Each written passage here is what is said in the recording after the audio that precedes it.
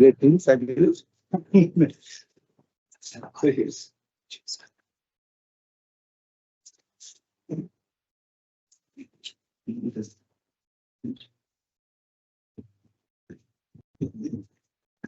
there are apologies. No. Yeah. Sure, sir. Yes. On your reviews, assume yes. Terms of my colleagues, students, my content. Welcome to their conference on their research. कोई नहीं सोया होगी ना एक दिन ही हो गया दूसरी चीज क्या हो गया पापा ने कुत्ता को घुसाने लगते थे अंदर क्या कोई नहीं दरवाजा खुला रखना दो कुत्ता आएगा पूरी नहीं तो हम जो थोड़े से दूर पे खाली प्लॉट नहीं होता जहाँ बहुत लोग कुछ कचरा वचड़ा फेंक देते हैं वहां से पता दुनिया भर का पैम्पर्स और क्या क्या आगे कचरा Disruption of economy.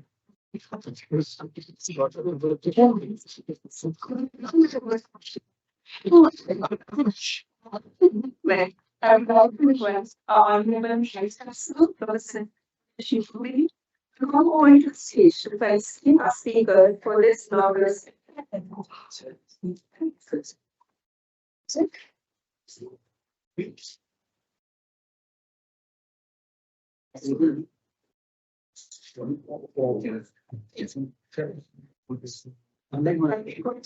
order to join the suit. She don't have equal position of chief secretary to the government of Iowa and celebrated and such.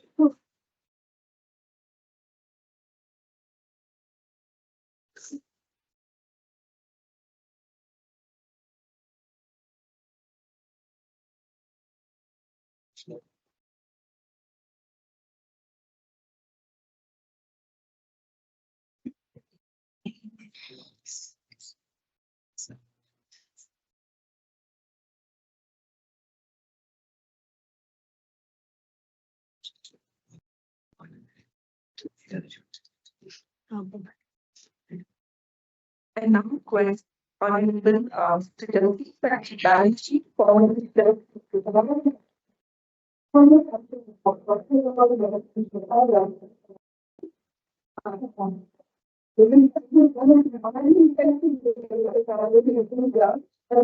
advocate for November 21, 1990, and practiced in the High Court of Canada, Court of India, and other high courts and tribunals. His area of expertise includes civil,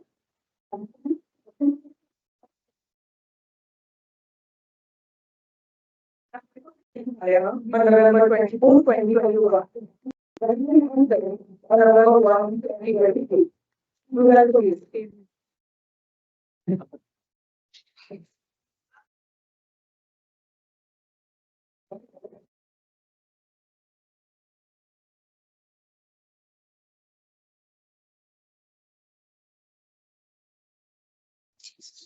And now, 12, Dr. Krishna Lavkar, Chief Production Officer from Deloitte, India, to join us. Chief Production Officer and partner with Deloitte South Asia. A leader in neurosymbolic AI, he holds a portfolio of innovation and product development. Dr. Mandavan has worked with IBM Watson Research Center, Lockheed Martin, Wipro, Infosys, and two other firms. He holds 18 patents, has authored more than 20 research papers, and books related to master's degree in engineering and PhD from the prestigious Massachusetts Institute of Technology.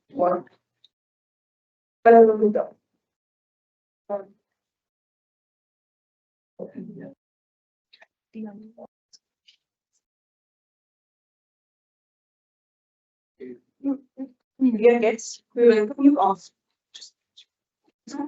Implement technological advances like Gen AI have been on the now.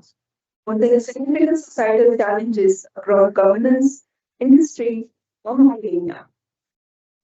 Pace change often exceeds the adaptive capacity of humans and organizations, leading to potential future shock. Mitigate this risk and harness the potential of exponential technologies. There is an urgent need for proactive responses, both from institutional structures and legal systems. This conference by NLU Meghalaya aims to convene leaders and thinkers to collaborate and forge new pathways towards becoming a university of the future.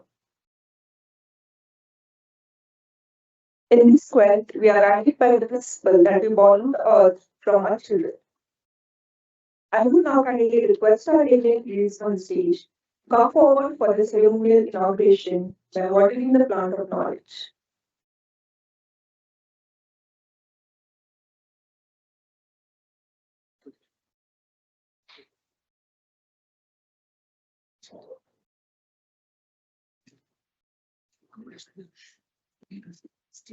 Okay, we can use this.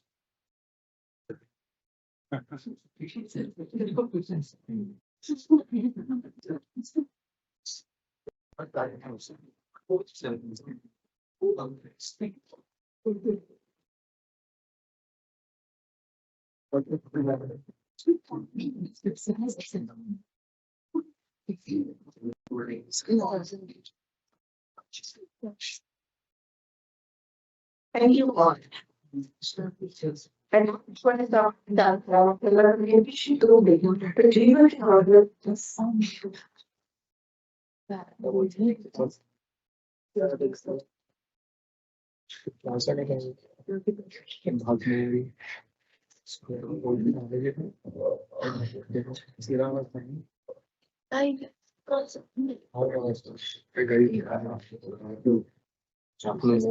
We are 500 minutes today. Chapter was very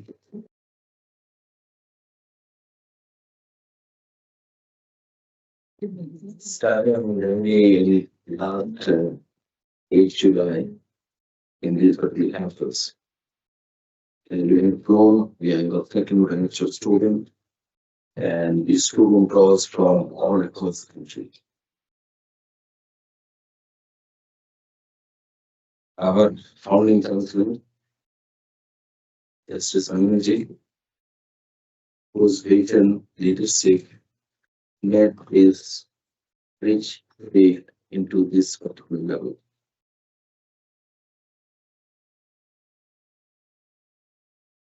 I remember meeting with her first day, and then I said that this is a plan which we want to implement in the university. If it would have been any other leader, possibly they have said no, you try to do something which is other universities doing or other national law universities doing. But sir was so gracious and so supportive.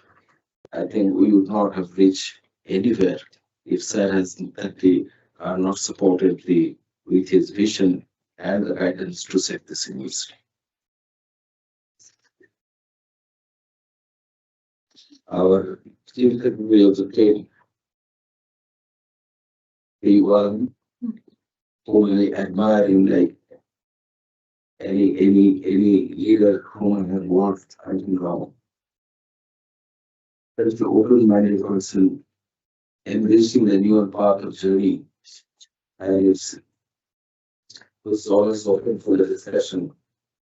Any new idea, even the ideas which possibly nobody was ready to listen.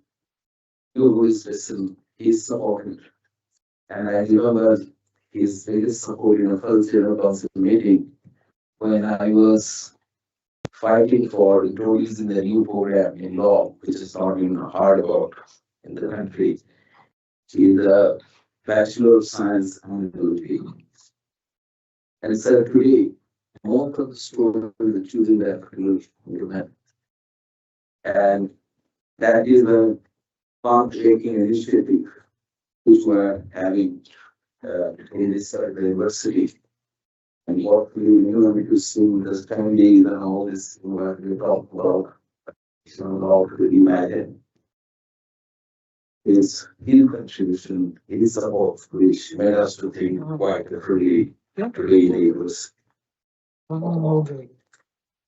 Dr. Gunankar, whom we have met very recently in a couple of months before, and then we are seeing in idea. And it is quite different type of discipline, the disruption. Today morning we are talking about in the morning that in Asia Pacific there is no institution who talks about the disruption, even though he talks in Harvard or I think in Stanford, which you have mentioned. So any you make will be one of the pioneering in championing the era of disruption. And who can be better than that than Dr. Gunarkar? Because Dr. Gunarkar is the person who is holding that particular position in a think tank like Deloitte. And in the interaction, he said that today this work of Indian Deloitte is now being equal to international network of the Deloitte. So we thought to work together to this particular university to bring the thought process within these two institutions together. I'll fail my duty if I don't mention Sri Aruna Goyal, who is very silent, sir, come just like ordinary person in this particular institute.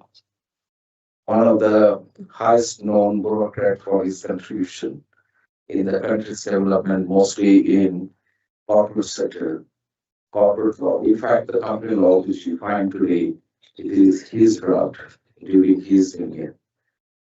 He has introduced the concept of annuity, the limited liability partnership, many of the things, and even H-Shift which one. These are the groundbreaking initiative country has taken, and many of them has done under his leadership. He's a professor here, and his mentoring all of us, including me, is guiding force. So only he sent me a report which has come from Canadian Institute, leading the Futuristic Institute, and it was talking about that how the state need to be state in a sense. I'm talking together everything: governance, law, policy, how need to be for finance, how need to be positioned and to reimagine in coming century. In 50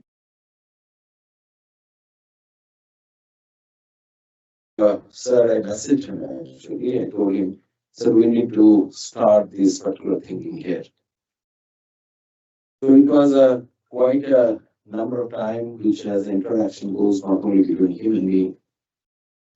Many of the partner, many of the professionals of practice, many of the people who are connected with the governance. And then we decided that let us have some thinking process begin with. And that's how this particular, program has been conceptualized. There are dignitaries from the different institutions of the higher education today, from the press, from the different institutions, mind, student, faculties, register, all the stuff were gathered today. Now, when you have started this particular university, you have started with the three people of the families.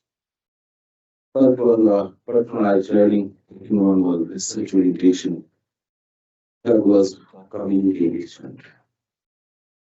So in these 5 and 10 days, we have brought a lot of activity and we have expanded that particular scope artically into this particular period itself, as well as this horrible interface. Personal learning, we have expanded to the immersive media lab. So before we are coming here, I was demonstrating some with the headset that how it looks a courtroom scenario with this particular immersive lab. Idea is that we are going to bring the harness of the technology into this particular process to enhance the learning. And we can also understand that how much the students are absorbing the content which were taken. to yell and national state, but I believe we can take a leapfrog. Uh, Dr. Umashri Thakkar is championing this particular cause, and yesterday when she joined here, she said, "Sir, I don't really understand technology." And yesterday I found she was actually redefining all this particular technology with students and the researchers. We have started redefining the pedagogical model, how the content to be curated, how the content to be delivered, and again, what is required for becoming age. I believe today it is the day of learner, not the learner, because the learner is going to set the future. And as Maudi has said, that we have borrowed this particular word not from our future, I mean, past generation, rather we are borrowing it from future generation. So we need to do something which can really, equip them for tomorrow. We are also incorporating the large language model in the learning environment. So we have prepared a video wherein we are telling that how EGI is going to reset your learning processes, and those has been actively incorporated into our learning process. In the research orientations, we have a lot of discussion while we have thought that what should be the research orientation. I remember hours of discussion with Sir that how we are going to position the research orientation. And we said that we'll have a three particle into the research orientation. One is theoretical research, action research, and futuristic research. But over the day we have grown and we have conceptualized the NLU Foundation, and wherein we not only talk about the theoretical researches, rather not only even not only the action researches, rather we are talking about the business process innovations, support to the business processes as a policy mover, and many more. So media is the research is going to generate the revenue for the university. At the same time, it is going to create an impactful understanding into the societal changes and societal processes as well as business. In the community engagement form, we are quite aggressive, and we are also introducing the concept of Make F skill acceleration. It's a Enable Meghalaya Foundation skill acceleration. Make F entrepreneurship program and incubation program, and Make F for social change. Now, the idea is whatever the universities is, developing in terms of the research understanding, that should not be confined within the students of the university who are regularly, enrolled, but rather it should be disseminated to the larger society. And I've spent around 15, 19 years in IIT Kharagpur as a teacher, and we always say that IIT Kharagpur is a gated community. We have produced a large number of good people, and many of you might know, even Sundar Pichai. But we could not translate it. Whatever we have created the knowledge base in the IT system to the local area for the development, where we wanted to bring the gap, we wanted to bridge the gap with NLU Meghalaya community engagement and through its foundations.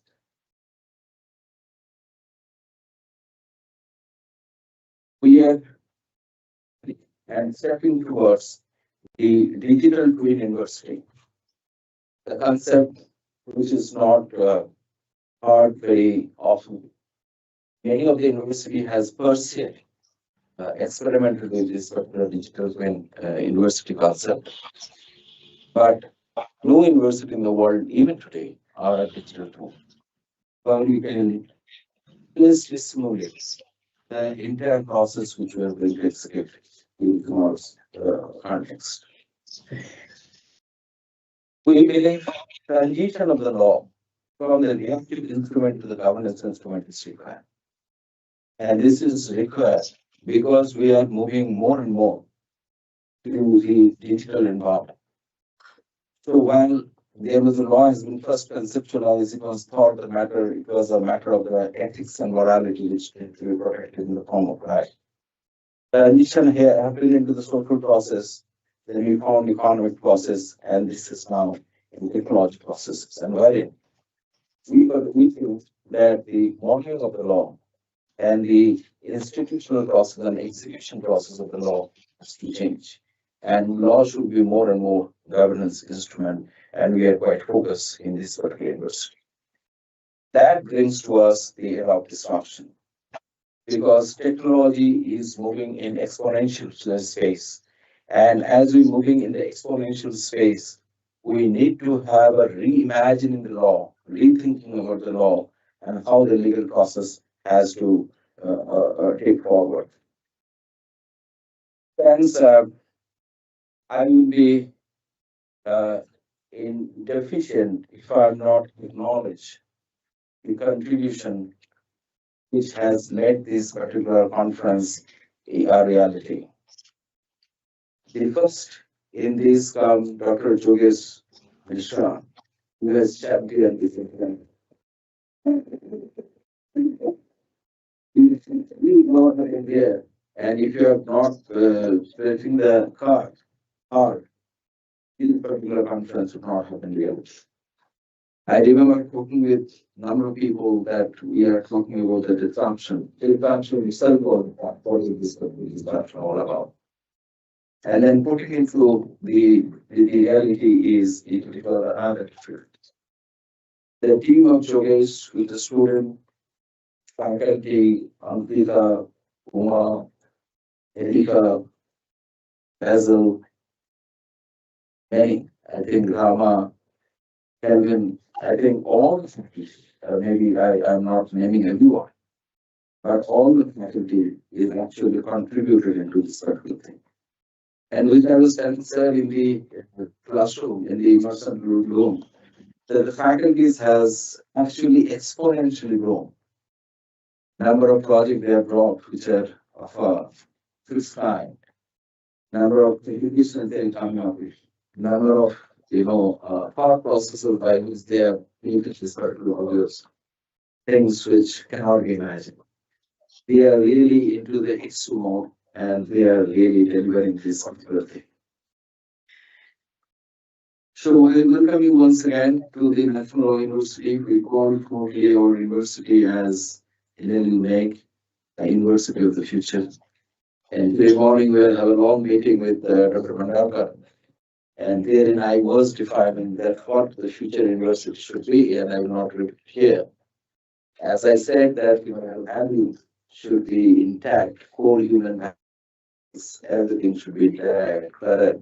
The modality of the teaching and the purposes need to be reoriented to this exponential list. Thank you so much once again for joining this era of disruption conference.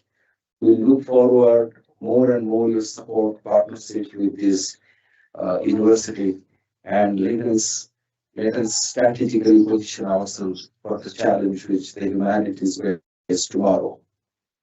Thank you so much once again for coming.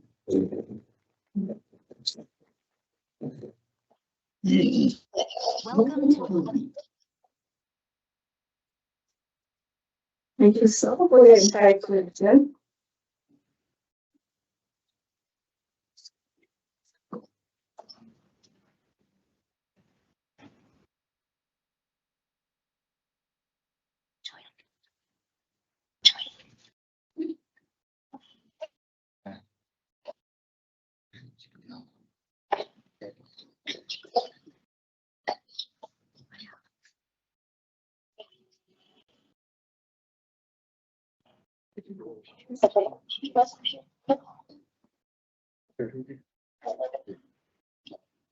We have a video presentation.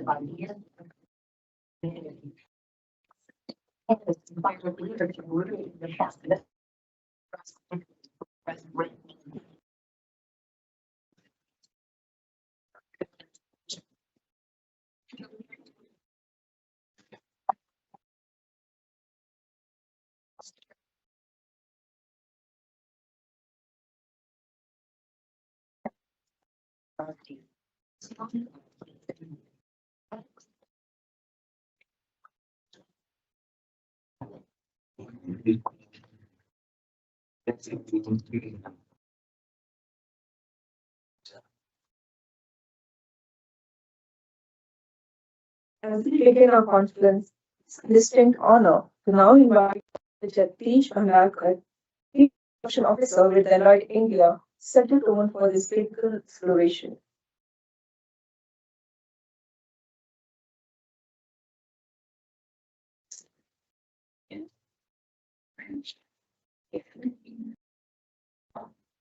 Shri Banerjee ji, Shivalong ji, Anurag Goyal ji, Sudhubhi. Thank you for having me on this particular stage, the esteemed stage, along with me and my colleagues. It's an honor to be associated with this university. The reason being very simple. When we look at Deloitte India, the way the business has happened today, not only just today, but also we want to be, how business will happen in the future too. So what I'm going to cover today is going about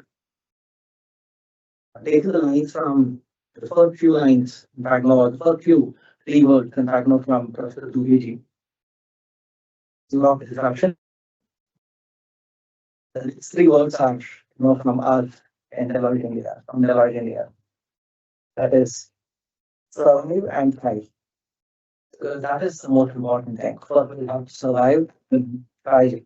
Instead of disruption, which is happening in this world.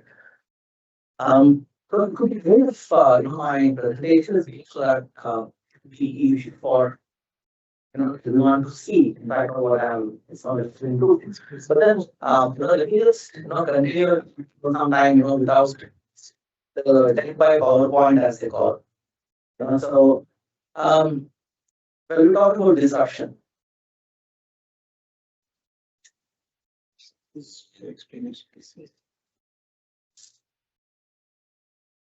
Thank you for this disruption. So guys, either you don't read. Now the agenda is to know why you are here. One.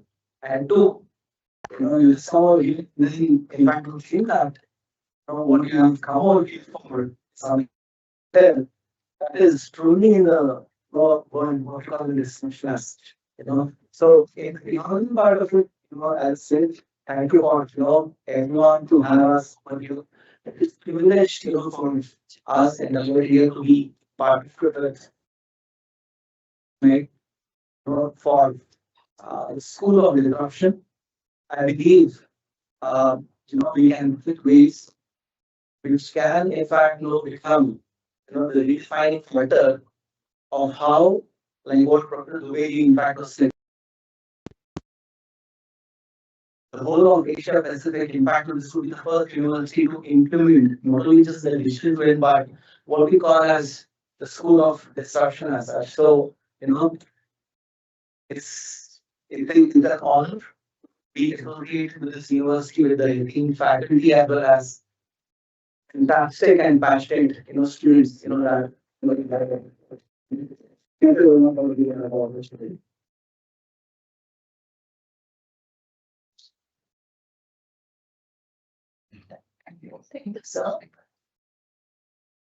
The you make to tackle the challenges technological disruption. It's with great anticipation that I invite Mr. Justice Sanjeev Banerjee to guide our gathering. Honorable Mr. Sanjeev Banerjee is the former Chief Justice of Meghalaya High Court and founder chancellor of our very own National Law University, Meghalaya.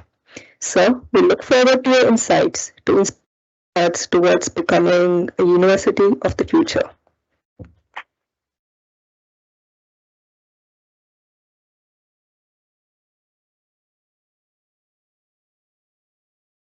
Good afternoon, respected dignitaries, Chief Secretary Wallam, Mr. Vandakar, Professor Dubey, faculty, staff, dear students. It's wonderful to be back home.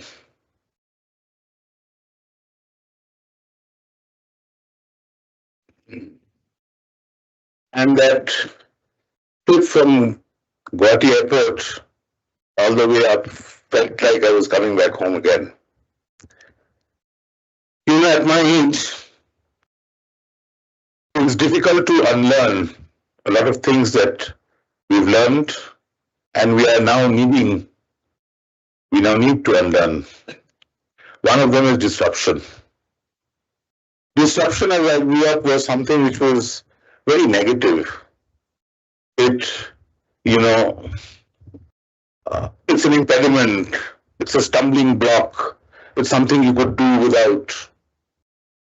And disruption has played a big part in my life. I was a disruption.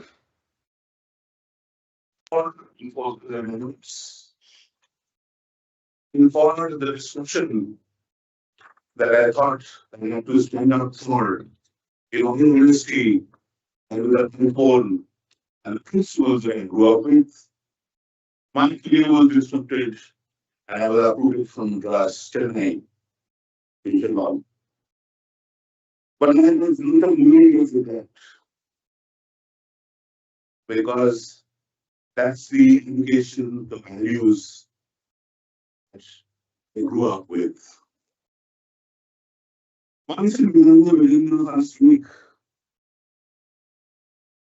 Mr. may not often acknowledge it, but they realize that here was disruption in his self. Because the sweeping kind of non-functioning, it has always been this way, and continue to be this way, sign of, enjoying the wonderful nature. Was disrupted by a court in this Chief Justice. Certain schemes which may not have been very palatable. In due course, they realized that the disruption has a shelf life. It will go away after a couple of years. During that time,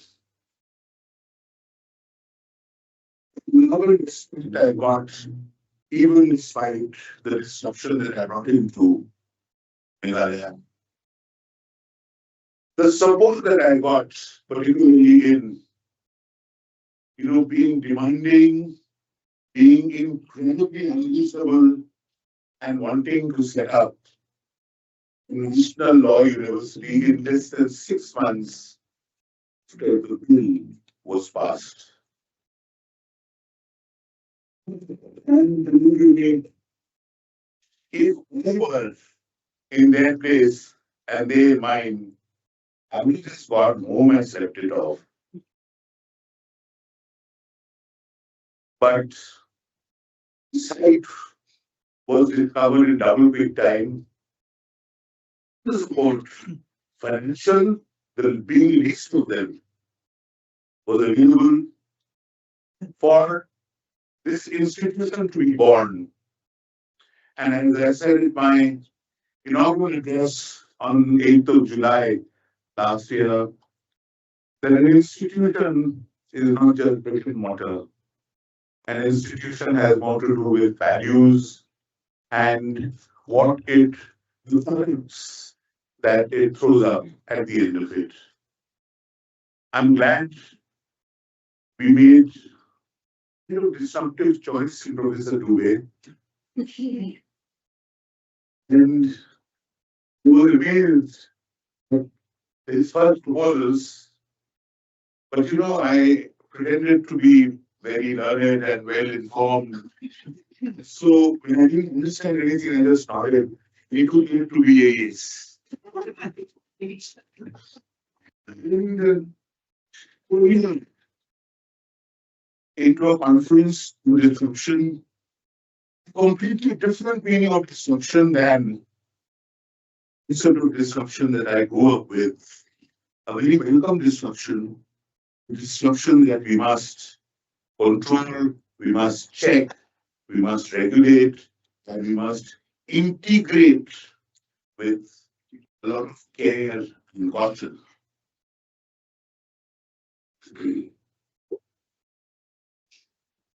Life today in the legal field is completely different from what it used to be even 5, 6 years back. The biggest disruptive incident of our lifetimes, pandemic. The disruption with the way of life that we had before the pandemic has ushered in a lot of change. Today, I am connecting different arbitrations in all of them virtually. You don't have to go anywhere except when they pronounce the word. We would request in the witness section and both parties want the arbitrator to be present to actually see the revealing of the witness. Even that can be seen on the virtual mode. These days, you can focus, you can tune in. The important sort of word, and you can to say that we will be behind over the first. As we go out of COVID in the year 2022, and course that had formed a hybrid system of learning started dismantling them to go back to the old system. And when the registry came up to me in February, I think of 2022 or thereabouts, they said, no, it's right. So they were surprised. I said, no, really, because the expenses incurred for bringing lawyers from outside would reduce. Lawyers would also want to be doing matters virtually. Most importantly, the experience that our lawyers needed would be available to them if they just cared to sit during one of those virtual hearings with maybe a leader in the field of law, making some. And so Yamuna, I thought was one of the first to popularize the hybrid system. And today, a lot of people do not need to go to Delhi to argue their cases before the Supreme Court, nor do they need to engage expensive legal help in Delhi, but they can do it virtually with their trusted lawyers from wherever they may be. Artificial intelligence is now a reality, is the future. It is wisdom that the analytical skills in many ways may be overtaken by an artificial person. Just like when you go to the shops these days, if any of you go to shops anymore, you will see that they use calculators to do simple addition. They've lost their art of calculating. Unless someone is doing this, he is an evolutionary biologist who specializes on state development, like cancer cells. He is one of the world Some to emphasize give up part of their indigenous system if they know that the host is going to provide them what is necessary. So the calculator, the artificial intelligence makes me somewhat apprehensive that we don't lose our skills in many areas. In certain areas, we have completely lost our native skills because of modernization. Modernization is inevitable, development is necessary. If you go to the Aborigines in Australia, and you ask them to go due north in a dark night, they will take you due north as you see it by the magnetic pole. If you ask the Maoris, if you ask the tribes in most of sub-Saharan Africa, they will tell you where to get the water in an escape. They will tell you what are the signs. We were all born with those kind of villages. City life, development, organization. My son stayed on 26, and we've lost those abilities. My only appeal to you is that don't lose the innate intelligence, analytical skills, and the ability to discern in such a way that we fall slave to the organized in whatever form it be. I'm proud to see NLU going places. I hear people talking about it. I hear mamas, an institution to be just 1 year old and to be this talking point in many areas makes me feel deep proud. I hope only the best for all of you students. Please remember that there is more to just earning, making a career. All of us have been privileged, and there is something that we need to give back to society, either by way of time or by way of resources, because you are not going to be privileged, free, and peace unless you help others be along with you. There are many who do not have the silver, who do not have the silver spoons that most of us have been born with, who do not have the access to the opportunities that we have had. Once we've had it, there are a lot of it is state funded. Please don't forget. A lot of it is state funded. It's our duty and obligation. Reach out to those of our brethren who may not have had similar opportunities. God bless you all. Thank you for it.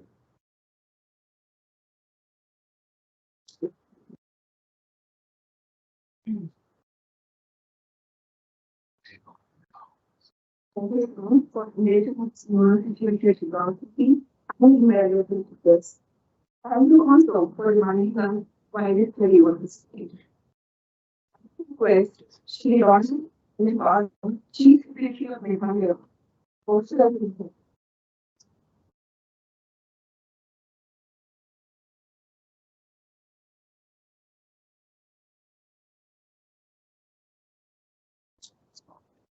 Afternoon to all of you. Shri Ranveer Banerjee, Vice Chief Justice from the Meghalaya High Court, Sir Bandakar, Chief Instruction Officer from Mumbai, our Vice Chancellor, Dr. Vilji Gulay, Sir Anurag Goyal, our former Secretary Government of India, Dr. Nalin Mukha, Director of Legals, all the dignitaries are present here, the faculty members, and dear students. Justice Ranveer spoke. I feel as if I was in some typical school, looking at all the documents, looking at what form in the virtual lab. I was wondering, maybe in the obsolete. But what are those skills that it was what is that's well, not very close to it because all I have in JMU, but it's okay. It's not. Just a strategy, I'm feeling more confident now, and whatever I share will be of some advisory. First of all, I would like to be telling for inviting me this novel function. And this is the beginning, but as seriously, Dr. Dubey is difficult to say no to. He kept on persisting, reminding, texting. He actually had no excuse, but I was studying, I was in Malpurhat area, which is very far from here. I had to go to schools in the morning. Somehow I managed to be here on time.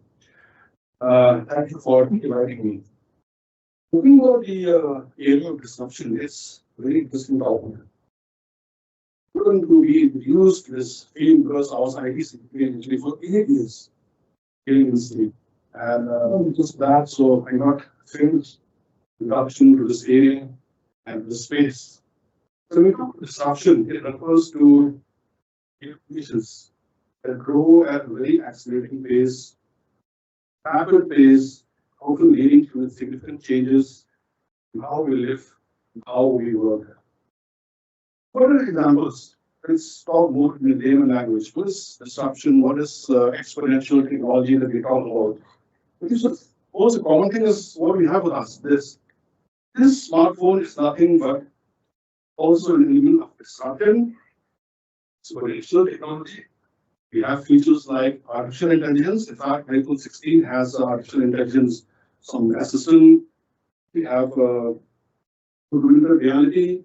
We have cameras which are very advanced in features. These are all elements of disruption. In fact, second, apart from smartphones, artificial intelligence, virtual assistants like what we have again in our phones, Google systems, and the recommendation services on OTTs like Netflix, etc. Chatbots, these are all elements which enhances efficiency and personalization. The third one, for example, is in the field of renewable energy. It's become more accessible, more affordable now. With different vehicles, not solar cells. Now, the solar cells, which are about 20% more efficient, they use aluminum cells along with the silicon, they get 23% more efficiency. In fact, I remember 10 years back, we had explosive solar cells in some buildings here in town, common buildings. We just didn't get the required results. I see what the efficiency of the solar cells. 2024, my own residence in my quarter, I installed these more advanced solar cells, and I'm saving 35,000 rupees per month. And I'm using only solar energy at home. I'm not using the electricity at all. So these are all advancements. These are all disruptive technologies that we see. The 3D printing is one area which we seldom talk about. 3D printing is an area which is evolved to produce complex transformation. Also, we see new prototypes, implants with increased speed. So 3D technology is also one area which we need to look at. Blockchain and cryptocurrencies is another area where we see a lot of disruption. In fact, blockchain is led to a very decentralized financing system, and cryptos, we all know, we have to conduct proper transactions, and also we need proper secure data for all that. Biotechnology, so as already mentioned about his son's work, he modified organisms at a genetic level. It's a major breakthrough now. So all these are part of the exponential technology area of disruption that we talk about. Keynote is one. Then we're talking about virtual reality, augmented reality, etc. So these are all parts of the disruption. Space technology. In fact, something very interesting has happened in space technology.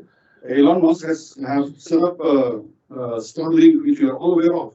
And the latest is that maybe our smartphones will be linked directly with SpaceLink.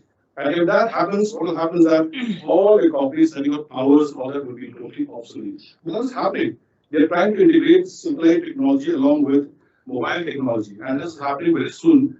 So there will be a lot of disruption in this space. What is going to happen is that satellite, mobile towers, and we have, so you must be fully aware, we have Pragati. Pragati is a forum in which we have to talk directly to the Prime Minister as Chief Secretary. And one of the topics that I have in Meghalaya, one of the very annoying thing that is always discussed is setting up a mobile towers in rural areas. It's very challenging in Meghalaya, no bridge across the river, so you cannot take the towers and all that. So we have been discussing this for the last 2 years, last 1.5 years continuously. In fact, we are supposed to have tomorrow another one, but fortunately, again, we are talking about mobile towers. Now, 3 years we were talking about this, and suddenly today we see that mobile towers will not be required. There will be direct link between your phone and the satellite. So it's all we live in an area of disruption, area of change, and how we done this transformation is what will see us through. Of course, we all know. Now, disruption and exponential technologies present significant opportunities and also require responsible stewardship and proper governance. Now, the question here about any disruption is okay. We are talking about all that so very technical, like maybe in NIT, NIT. Silly question. We all law students over here. What is there for us? Now, it is very important that the legal world also faces new challenges. The legal world also faces opportunities when dealing with disruption, when dealing with exponential technologies. You have to learn how to adapt. That is where it is today. For example, regulatory framework. Government will establish regulations to govern these new technologies like AI, like blockchain, like data privacy, etc. So as students or in the legal institution like NLU, you will be an advantage because you'll be studying these regulations in a more advanced way. You'll be getting proper as far as all these are concerned. Therefore, you will be students are busy studying your BNS, your BNSS, your BSA. You will be focusing more and more. You will be focusing more on these because it is the university of the future as stated. And I'll tell you something very interesting. 510 days, but actually, days before that was the major disruption which happened when, as I was saying, we had the governing council meeting, and it was that day that with the chancellor as the chairing the meeting when we decided that it's not just going to be BA and BA. Data science was going to take over. Data management, data analytics, these are the courses that will be studied in NLU. And I thought there was a major disruption. It may not be disruption technology, but it was exponential technology, but it's exponential decision at that point of time. And it kept credit.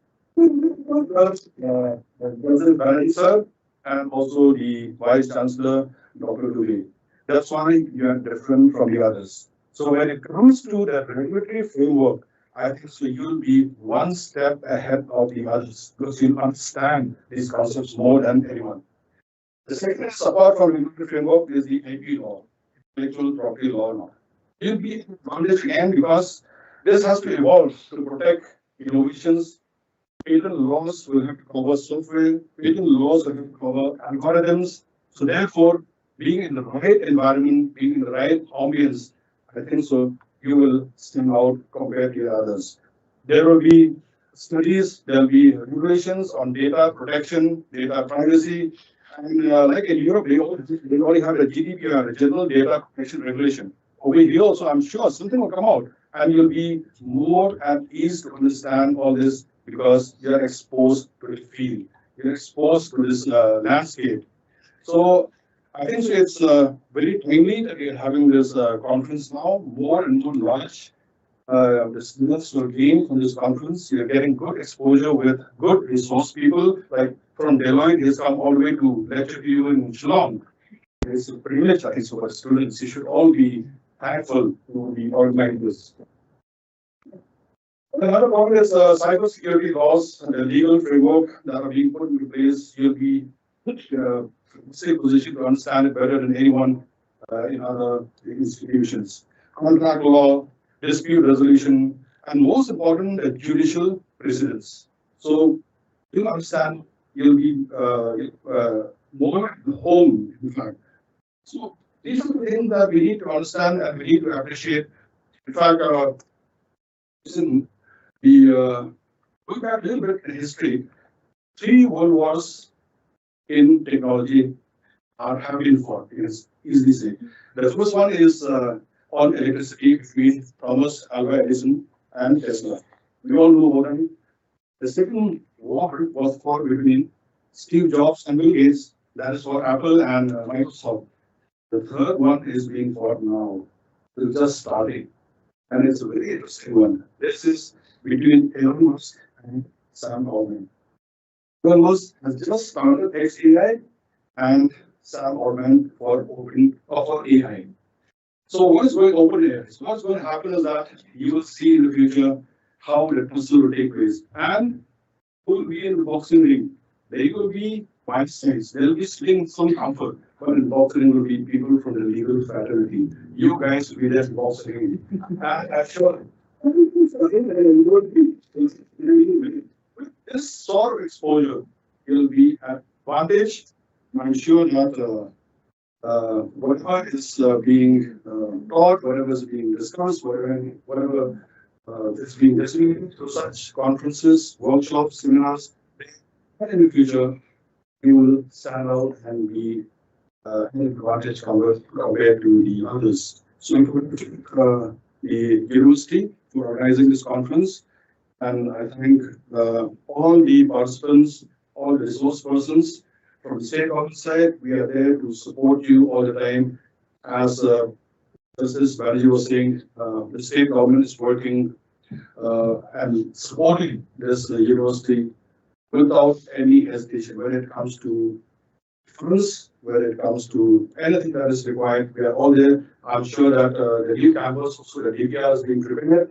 In a few years, we'll be having a new campus in the Knowledge City. And so maybe you're not aware of this. Since this was announced publicly only recently, Shillong now will be divided into 3 parts.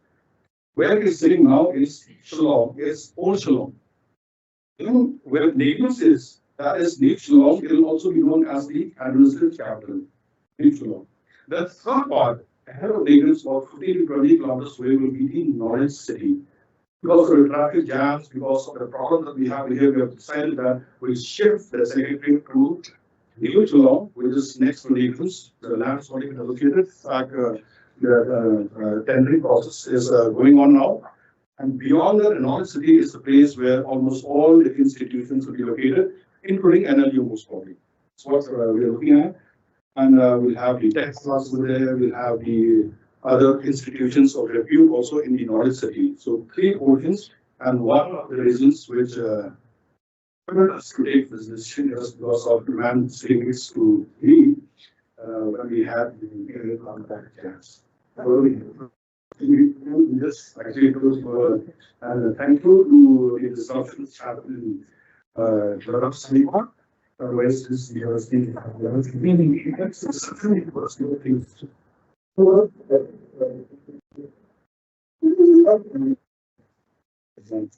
What sport you require, what is required more than you use it.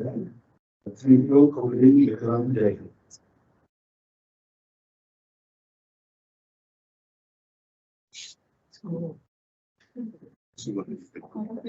Sharing. Some of the sharing of expertise with us. Now proceed for the writing. I request the dignitaries, yes, faculty of the university, administrative staff to sit in the moot court room, the first floor of the university building. Students, faculties, other guests, can proceed to the dining area in the badminton. And the request to attendees to convene in the auditorium at 4:30 p.m. Following the Heidi, we will have the privilege of hosting a session where Mr. Discretion, Secretary from the Ministry of Electronics and Information Technology. Please convene to 4:50 p.m.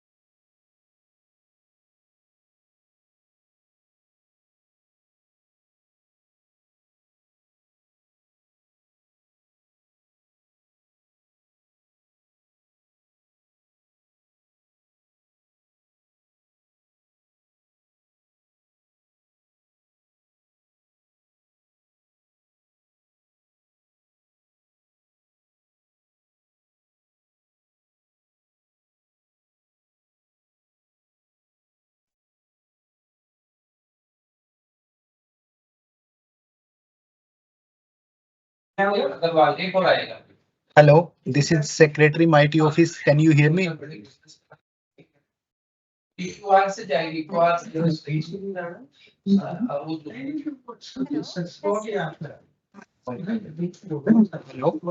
this is Secretary Mighty Office. Can you hear me? Yes, sir, we can hear you. Okay, thank you. Yes, we can hear you. Even now, if that comes easy thing comes to execute. My gun has been stolen. My car has been stolen. I actually reported it. Yeah. Report from my stolen. Thinking on Yes. some beautiful. But get back again. Actually, don't take your ID at the judge. Everything can be done now. You Should know, we remove the government glasses? store is used while I recover. So picture of the way you do biometrics thing. Okay, so and then you know people open they have then we didn't see the equivalent. It's the leader. Hello, this is Secretary Mighty Office. I want to know all the session for Secretary, sir. Sir, it will be from 4:30. Hello, 4:30, sir. hello. Hello, sir, the madam secretary sir जानना चाहते हैं कि जो ये पूरा slot है वो उनके लिए है या उनके लिए कोई स्पेसिफिक टाइम है? Can you please let me know? Sir, it's 4:30 to 5:30 for meeting, sir. For Okay. secretary meeting, sir. Okay, Yes. 4:30 to 5:30. Yes. It's Okay. in 1 hour slot that we have given, sir. ठीक है ma'am. Actually, I joined from a testing device. Now I'm going inside and will join from tech secretary sir seat. Yes, sir. You And- can maybe check the video and everything also, maybe, if you Yeah, want to. please, please allow from another device also. Sure, sir. Sure. Ma'am, do I announce that the video will be saved?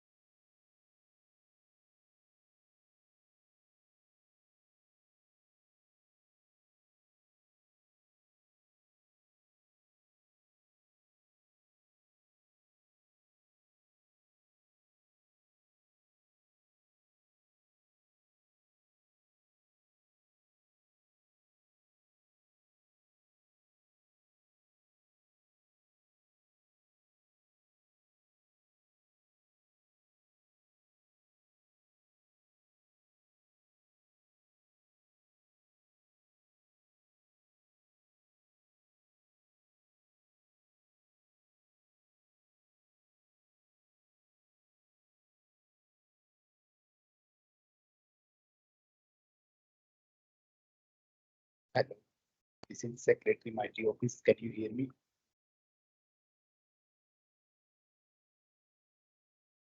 I'm audible. Hello.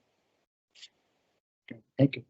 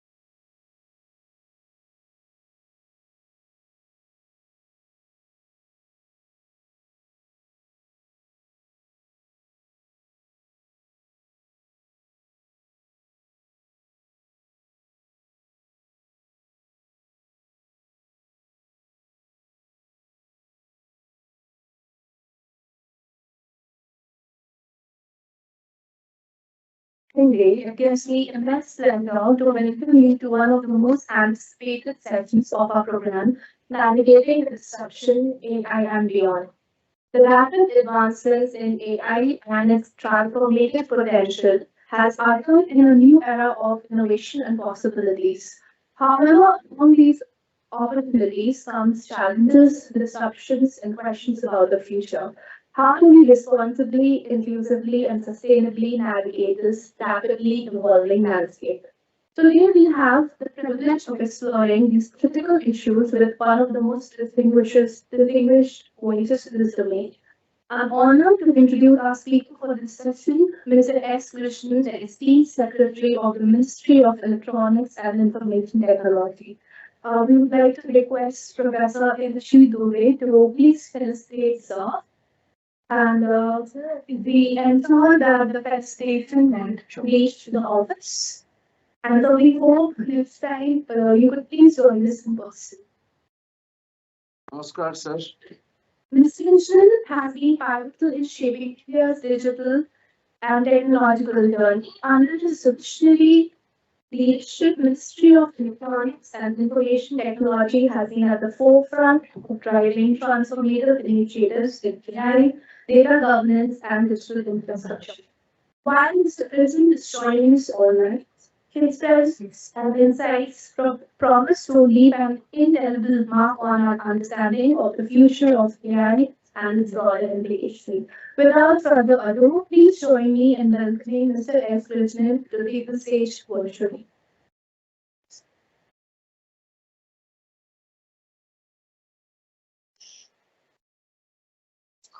Welcome, Mr. Krishnan. We are going to visit today physically. And, Unmuted. We are unmuted. Click on. Change करने के लिए slide change करो. Oh, yeah, I'm 1 second. yes. Yeah, can you see me? Can you hear me? yeah, we can hear you and we can see you also. And can you see my screen has been shared? Can you see that? Yes, we can see the course. Okay.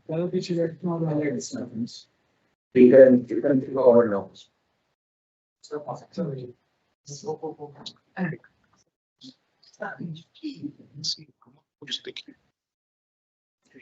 We can see that screen. Sir, can you see now? So can you see the screen, please? We can see our answer audio. All right, let's then go to the, just let me start speaking. We'll start the presentation a little later.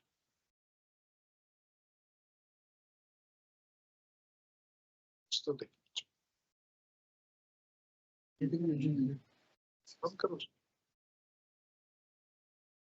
Close it. Yes. I can't see anybody.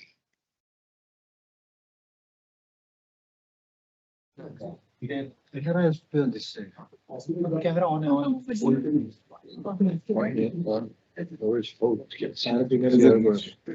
Okay, I think we'll try and see if we are able to do the screen share a bit later because there seems to be some technical difficulty with the screen share. Let me try and see whether we can get it done in due course. I apologize for my inability to travel, to have traveled in time to be with you for this session. Unfortunately, my flight is later this evening. I had to stay back in Delhi because the parliament is in session. That it didn't function is a different story, but that's one problem. And the second issue was that we had some meetings here which I couldn't get away from. But the Vice Chancellor of the National Law University of Meghalaya, Professor Indrajit Dubey, Chief Secretary of Meghalaya, Shri Donald Phillips Wallong, Honorable Justice Sanjeev Banerjee, Founder Chancellor of National Law University Meghalaya, former Chief Justice of the Meghalaya High Court, and incidentally also former Chief Justice of the Madras High Court in Chennai. Honorable Justice Mr. I.P. Mukherjee, Mrs. Ampareen Lingdo, Honorable Minister of State of Meghalaya for Law, and who's the Chief Guest for this occasion. Ladies and gentlemen, it's a pleasure at least to join you virtually and speak on the subject of navigating the disruption and basically about artificial intelligence. As many of us are aware, there's been a lot of literature, a lot of concerned writing, and practically every day of the week, we have articles in various leading newspapers which speak only of the disruption caused by possible disruption being caused by AI and okay. So the possible disruption by AI is something that many of us hear of all the time. There are various kinds of risks that people talk of. Most commonly, they talk of the way that private data, personal data gets eaten up through the AI mechanism. They talk of the risks involved to privacy and security.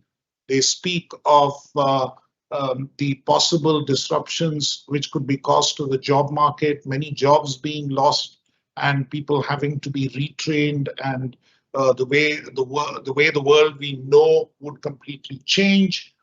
They talk about a variety of other risks like deepfakes and misrepresentation and the whole set of risks that that could cause. All of these are factors that they speak of, and some people, of course, speak of even existential crisis or even an existential risk which AI poses in terms of what is called the Terminator risk. As many of us who are familiar with the Terminator series of movies would understand that actually machines, doing the thinking and taking over the world. So these are the kind of risks that many people speak of in the context of AI and are fairly fearful of the way that we can move ahead. Now, that is one side of the story, but the other side of the story, honestly, is the kind of disruption that AI can cause in a positive way in the global economy, in the way that the economy itself is structured, and what benefits it could yield. People have spoken of the possibility that the AI revolution of this age could be virtually what the industrial revolution was of 2.5 centuries ago in terms of the way it would affect production relations, in the way that it would affect productivity and what it could do to transform the way we know various professions today.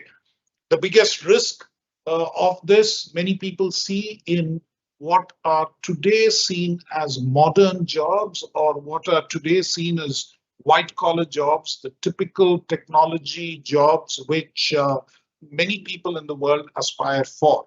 And that is a big fear, especially in the West, as to what AI can do and how it can disrupt their entire economy. But equally, for a country like India, where again that risk certainly exists, we have a growing technology sector.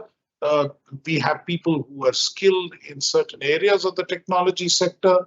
The whole thing may completely change in the days to come is the risk that AI introduces. But equally,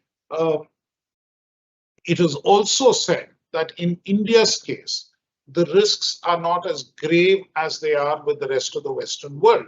And this is for a number of reasons. First and foremost is that the number of modern white-collar jobs in a country like India is far less in terms of its proportion to the total number of jobs and in terms of its proportion to the total population of the country, and it's far less than it is in many other countries. Likewise, the possibility of absorbing more people in manufacturing, even if certain processes are automated, is also significant because of the possibilities of actually enhancing total output. Therefore, the risks for India in terms of job loss are not as grave as they seem to be in the West.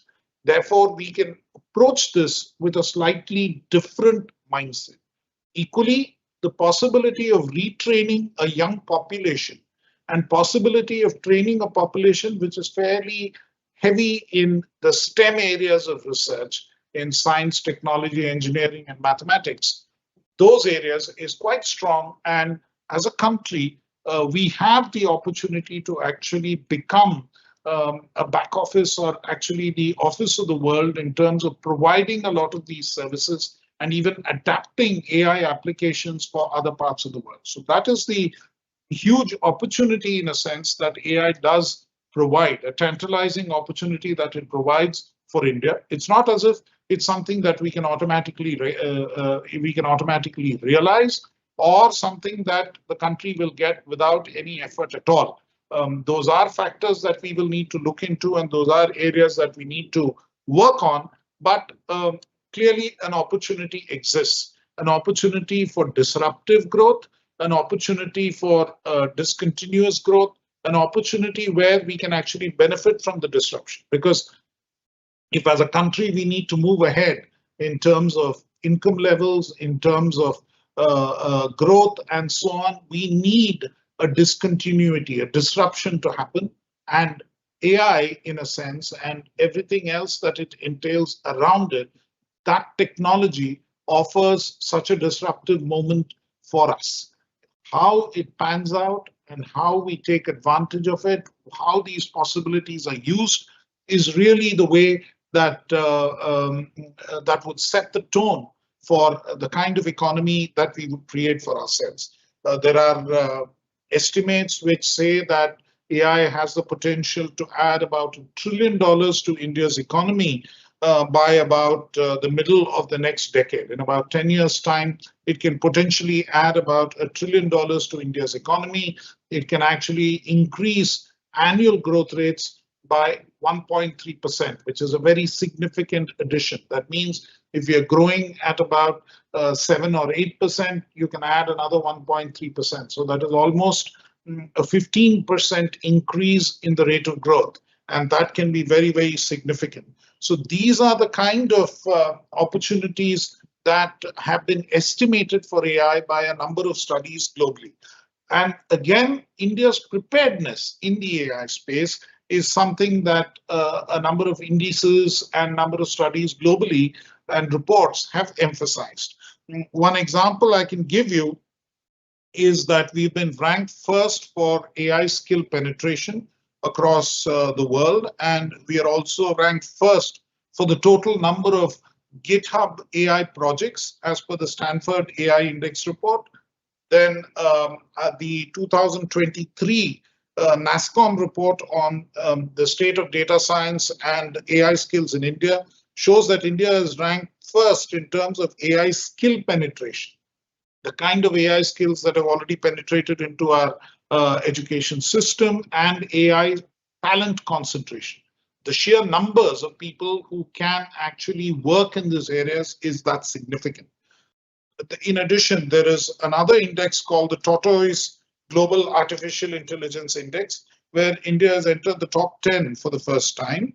And amongst global AI leaders, India is ranked fourth after the United States, China, and the United Kingdom, according to a report by the Stanford Institute of Human-Centered AI. So there have been a number of reports which emphasize the kind of possibilities or the kind of talent and endowment that India has in the AI space. And I think that makes a significant difference to the way that the country itself looks at AI, the way that country itself looks at the risk that AI poses.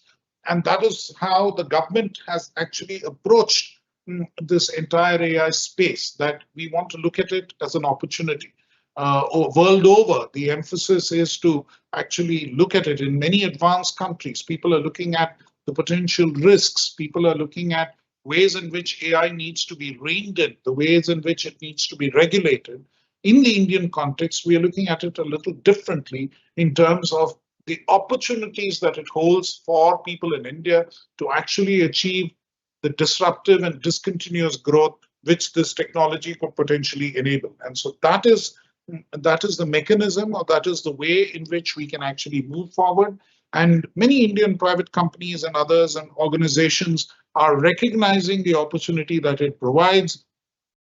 Increasingly, a large number of business organizations and others are using AI in many core business operations. there's a survey which says that 72% of the organizations in India have adopted AI in at least one business function, and at least 50% have integrated it with more than with two or more functions. So there is a broader acceptance of this.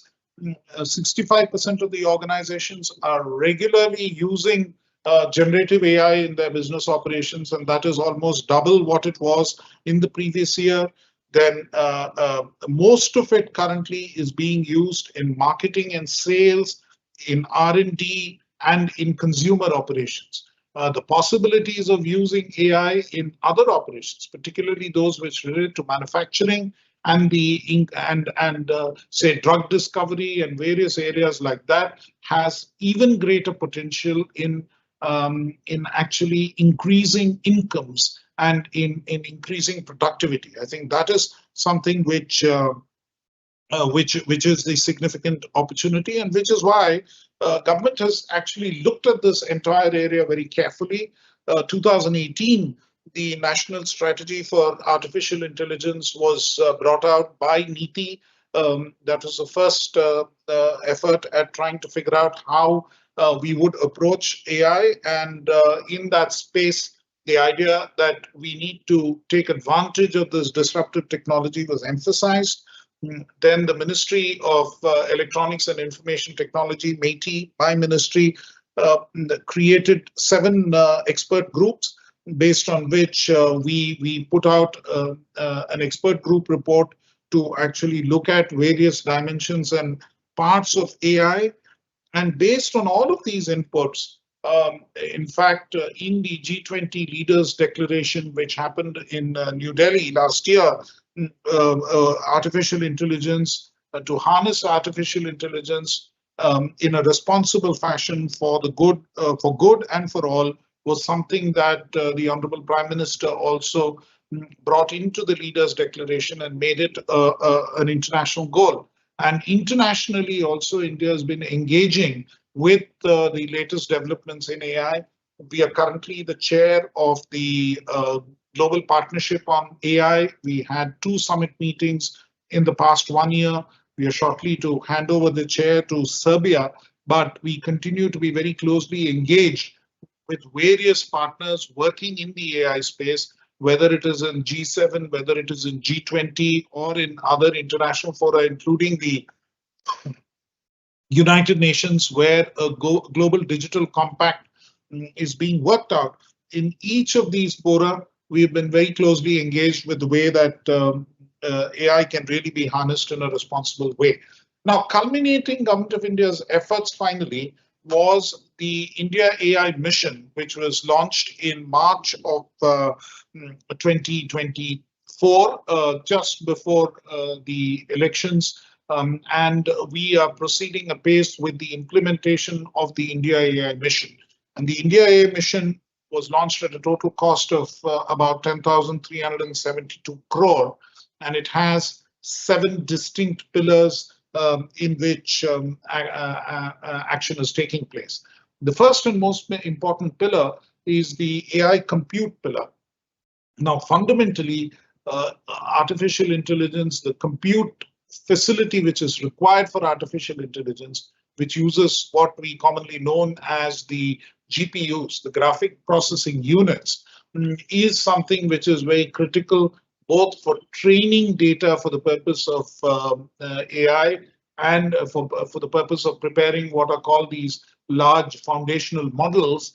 Both to create the foundational model, you train data and figure out a way by which that model can operate as an AI model, and thereafter you also use that model for inferences.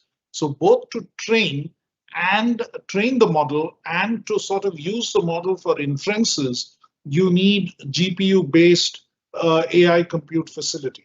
And that is something which is currently, as you're all well aware, globally is in short supply. Everybody is trying to build out the global compute facility. So India has one effort through the National Supercomputing Mission, which was originally intended for high performance computing, that has been tweaked to actually create some amount of AI-based compute facility as well.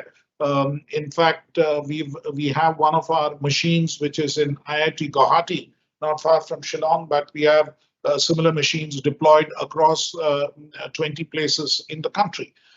But that is a fairly restricted space where there is limited access to a large number of students, researchers, startups, MSMEs, and others. In order to make it more widely available, and in order also to bring in the private sector under the India AI mission, this AI compute pillar basically looks to see how we can leverage public-private partnerships to create this AI compute facility. A number of private companies have already started investing in creating AI compute facility in different parts of India. Our intent is to make sure that this is offered at a reasonable price, and where the price appears to be high, the government will step in to subsidize this in the form of vouchers to make sure that students, researchers, faculty in academic and research institutions, innovators and startups and MSMEs have easier access to this. Otherwise, the access to a lot of this facility would be confined to large companies which can actually afford it. So we want to democratize the access to AI compute, and that is the basic objective of the AI compute pillar. Eventually, we may also add on a PPP mode with a viability gap fund more capacity. The idea is to create at least 10,000 GPU worth of AI compute facility in the country through the India AI mission, and possibly more. So that is one important step that we are moving forward with. The second thing that is important for the development of AI in the country is the development of a foundational model. Many of you are familiar with words like ChatGPT and Llama and so on. All of these are foundational models, large language models, which are currently in use.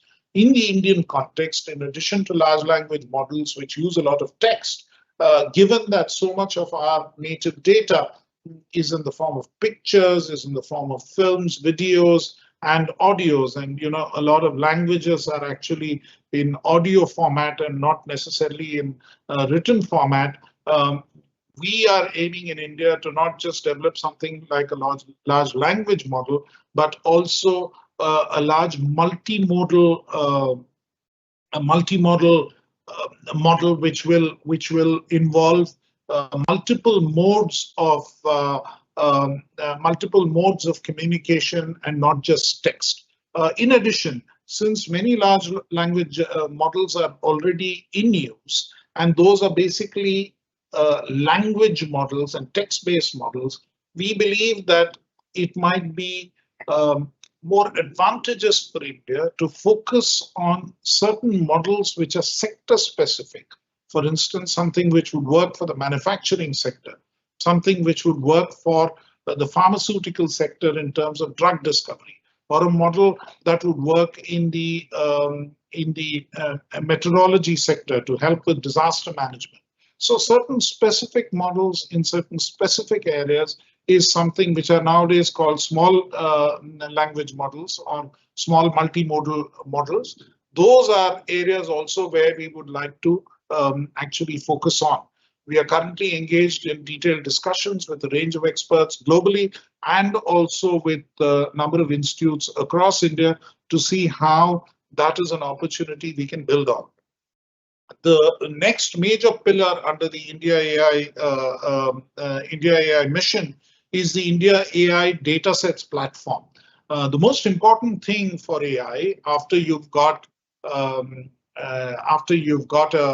a compute facility and you have a foundational model is to create a data platform which will aggregate data and through which we can train the model. So that is why data becomes very important. And in the Indian context, it is that much more important because one of the risks which is associated with the large language models of the West is what is called the bias or the prejudice which is inbuilt in their models, because it is based on data which is Western in origin. It is based on a large volume of data which is based on their own cultural mores and practices which are available in the West. It cannot be generalized across the world. And therefore, if we have to have a model which is true for the Indian circumstance, you need to make sure that a large volume of data that the model is trained on is of Indian origin, and it comes out of India. And that is something that we are aiming to create large data set platforms to figure out how a large Indian model can actually be created. And this data set would be available to train a number of these models. Equally, it's important, and I'll come back to the privacy issue. After all, this is a law university, and we are concerned with privacy issues. And I'll come back to what the Digital Personal Data Protection Act is dealing with, and the way that it is relevant to this present discourse. I will come back to that, but equally, we have to ensure that there are standards which are established to make sure that the data is anonymized, privacy is not compromised, and the data is kept secure. So all of these are also important considerations in building the datasets platform. But also the data needs to be standardized, and data needs to follow certain broad meta standards in order to be usable for training in a model. So all of these measures need to be taken under that particular pillar of the India AI mission. Then again, we have the next pillar, which is the application development pillar. How exactly will AI be used? What are the use cases of AI and how will they emerge? And that is an area where I think there's considerable work which can be done across a range of professions and occupations. We need to remember that artificial intelligence is a horizontal technology. It cuts across a range of disciplines. It is something which can be used with equal felicity in entertainment, and something which can be used with the same degree of felicity in the legal profession. I have had discussions with judges of the honorable judges of the Supreme Court and of various high courts, where they believe that there could be real use cases for artificial intelligence in helping hasten the legal process, in helping speed up the legal process. Likewise, there are applications in a range of other areas, like in the auditing and accounting space. There are applications in the healthcare space, in the education space. So we can take in the agriculture space, in the manufacturing space, in drug discovery, in the pharma space, and so on. So to enable this to happen, the India AI mission actually provides support for developing about 25 such applications. And definitely one of them can be in the legal space, and something that we can certainly collaborate with in the India AI mission. Then the next real element is skilling. As I already pointed out, India is seen as a country with considerable potential to generate skilled human resources to take the AI revolution forward. I mean, many of our youth potentially can be major foot soldiers, the people who will really make sure that the AI revolution brings the kind of benefits that it is intended to, and also people who can battle to ensure that the harms which we fear from AI do not fructify. So the human resource is very, very critical, and their skills need to be built. And an important point, given the nature of the audience and given where this particular conference is taking place, what I would like to highlight is, as far as skills are concerned, these skills, because it's a horizontal technology and is needed across a range of disciplines, it is important that awareness of AI and awareness of how it can be used is something which is taught to professionals in every space. Practically every course in the country needs to have some dimension of AI which is inbuilt into it. People need to speak of how AI can be used in different circumstances. That becomes a very important. It could even be an art history program, but how will AI impact that particular element? How can you use it better to do the kind of research that you want to in that space? It could be something in culture. It could be something in law, as we discussed. It could be something in accounting. It could be in a range of professions which we typically don't think use much technology, but where AI can make a significant difference, both to increase productivity and also offer better insights and ways in which that we can move forward. So the Future Skills program under the AI mission supports not just creating technologists. We do say that we will support PhDs in this space, MTechs and MEs in the space, and BTechs in the space. They are the people who will actually write the programs and who will, find the algorithms, train models, build the models, and train the models. That is one lot. There is another lot, people who need to be aware that in their own spheres, how you can use it. This is like learning a language or learning a tool which can be used for a range of professions. So the awareness of AI needs to be at all of these levels. It needs to be even with shop floor workers. So diploma holders and ITI certificate holders also need to be exposed to AI in order to understand how it could impact their work and how they can be more productive if they pick up these skills. So which is why in terms of a skilling vertical, or in terms of the need for skilling, a very broad cross-section of people, we need to have a huge effort there. And my recommendation to the National Law University Meghalaya is that you must start looking at ways in which you can expose your students right from an early stage on the applications of AI if you're not already doing it. So that is the way we prepare literally for the disruption. Then there is another element of the other pillar of the India AI mission, which deals with India AI startup funding. There could be a range of startups which do applications of AI, and those are people whom we would like to support. We have to realize that disruptive technology and innovative technology comes primarily from people who are starting new. The traditional companies, so incumbent companies, generally don't look for disruptive technology all that much. They do it once in a while, but not very often.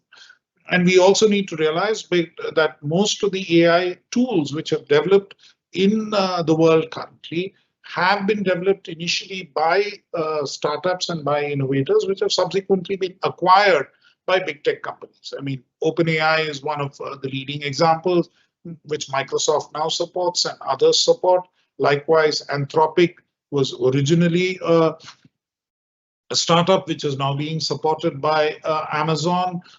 Likewise, DeepMind is being supported by Google. And each of these spaces, literally, originally, the disruption, the innovation comes from a startup, and thereafter it is taken up by big companies. For that reason, and also for the reason that startups have the opportunity to actually use this technology for newer applications and find ways in which it can be applied, funding and supporting startups becomes important, and that is what the government of India is trying to do through the India AI mission.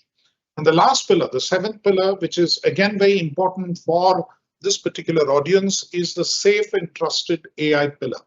Now, in the Indian context, you would notice that we very carefully use the word safe and trusted AI. We are not using the term responsible AI, and there's a reason for it. The reason for it is that responsible AI fundamentally means that the entity which is developing the AI is expected to be responsible. They are expected to do it in a particular way. Whereas safe and trusted AI has a slightly different meaning. It, in addition to the responsibility, while they have the need to be responsible about what they develop, it needs to be something which is safe and which is trusted by the rest of society, and it needs to be something which can be safely used and people can actually trust that technology. So there's an added responsibility, if you will, or an added accountability framework which goes beyond just responsible AI within this terminology of safe and trusted AI. And in that, again, we are developing a range of tools, and this is fundamentally intended to be technological. Let me sort of place it in context here. I already said that we don't want to be regulation heavy. We don't believe that laws necessarily are the only ways to deal with AI challenges right now. We believe that in addition to laws, it's technology which is very important. Let me take one example. We speak very often of deepfakes, right? Now, deepfakes, everyone is worried saying, there are deepfakes and why can't we act on that? And there should be a law which acts on it. Frankly, if you look at the IT Act of the year 2000, or if you look at the old IPC or the present BNS, there are provisions which deal with misrepresentation. There are provisions which deal with something which is not true and is pretending to be true. So that is something which is already available, and the framework is already available. Now, the question then which arises is, if that framework is available and we know that this is a misrepresentation and you should not try to use it and say that it is genuine and it is something which has actually been done. It could be a voice, it could be a video, it could be a picture, any of these things, or even text. Any of these things should not masquerade tomorrow as a genuine article. It should not pretend to be genuine. And for that, there are enough provisions of law which deal with misrepresentation and which deal with false information being passed off as genuine. The difficulty is technological. The difficulty is that one, it is not possible sometimes to detect very quickly. It looks so close to the original that it almost seems like it is true. And we tend to believe what has been generated in this way. So we have to identify it technologically and by using various technological tools. And therefore, developing those tools to figure out whether something is a deep fake or something amounts to a misrepresentation, something has been synthetically generated and is not a natural, it doesn't represent reality or an event which actually took place, is the critical thing. So the technology of it in safe and trusted AI is very important. We have to identify technological tools and we have to mandate that these technological tools need to be used. Within the framework of the IT law, within the framework of Section 79.2 and Section 79.3, there are ways in which we can actually tell social media intermediaries and others that these are guidelines that you have to actually adopt. This is the manner in which you will identify or label a particular piece of information if it has the potential to be a deepfake. All of that is something which can be done. But the important element there is that we need that kind of identification to actually happen quickly before it becomes viral and before it becomes a big issue. And in case somebody actually spreads something like that, we need to take action under the law as it stands today, and people need to be accountable for that. So I believe that it's the speed with which we act, which oftentimes it needs to be technologically enabled with maybe certain minor tweaks in the law where it is needed to ensure that action is taken quickly and without delay. I think that is what is really needed. So the technology element is as important in identifying this and acting on this as is the legal element. And in some ways, the existing laws are fairly adequate. The one other issue which relates to safe and trusted AI pillar is really about data and personal data in particular. And I wanted to come back to this issue of the Digital Personal Data Protection Act, which, as all of you would be aware, was enacted last year in 2023, and the rules are about to be issued under that framework. But fundamentally, what the Digital Personal Data Act does is that it gives ownership of the data, it gives authority over the data to the data principal. If the data relates to me, then I have authority to figure out how it is used. And no data fiduciary, nobody who takes the data from me and stores it, or anybody who takes the data and processes it, neither of them, neither the data fiduciary nor the data processor, both of them have been put in responsible positions, and there is an obligation which has been placed on them under the law to secure consent and meaningful consent in order to use the data in a fashion that actually can be only with the consent of the data principal, of the person who actually owns the data. So that framework has clearly been established under Indian law. Equally, we've balanced certain other elements to make sure that we don't make the law too restrictive in terms of preventing innovation altogether. We do not, for instance, prescribe data localization in India on a prima facie basis. We leave it to the regulators in the respective sectors to figure out whether data localization is required or not. So if in the financial sector, the regulator believes that the data should be stored in India, or at least a copy of the data should be stored in India, they can prescribe that the data needs to be stored in India. Likewise, in the health space, medical research data or health research data, if the regulator in that field believes that the data shall be stored only in India, they can pass relevant orders and they can act under their relevant legal provisions to make sure that the data stays in India and does not go out of the country. But in other cases, it is left to the as a matter of consent between the data principal and the data fiduciary to figure out where the data is stored. So not all cases will require necessarily the data to be stored in India. There are a number of aspects of this in the way that the data can be used and so on. But importantly, I think what has been done is that the data principal has been given control over the data, and there is an explicit framework based on which this entire gamut of operations needs to be carried out. And once the rules come out, which should be shortly in a couple of weeks' time, once the rules come out, this position should become clearer, and many data fiduciaries and data processors would be required to set up mechanisms to activate this rule. We believe from the feedback that we have received from a broad cross-section of experts, government leaders in other countries, including in the European Union, from companies and a whole host of other national and academics and others, we believe that most people believe the law has struck a balance.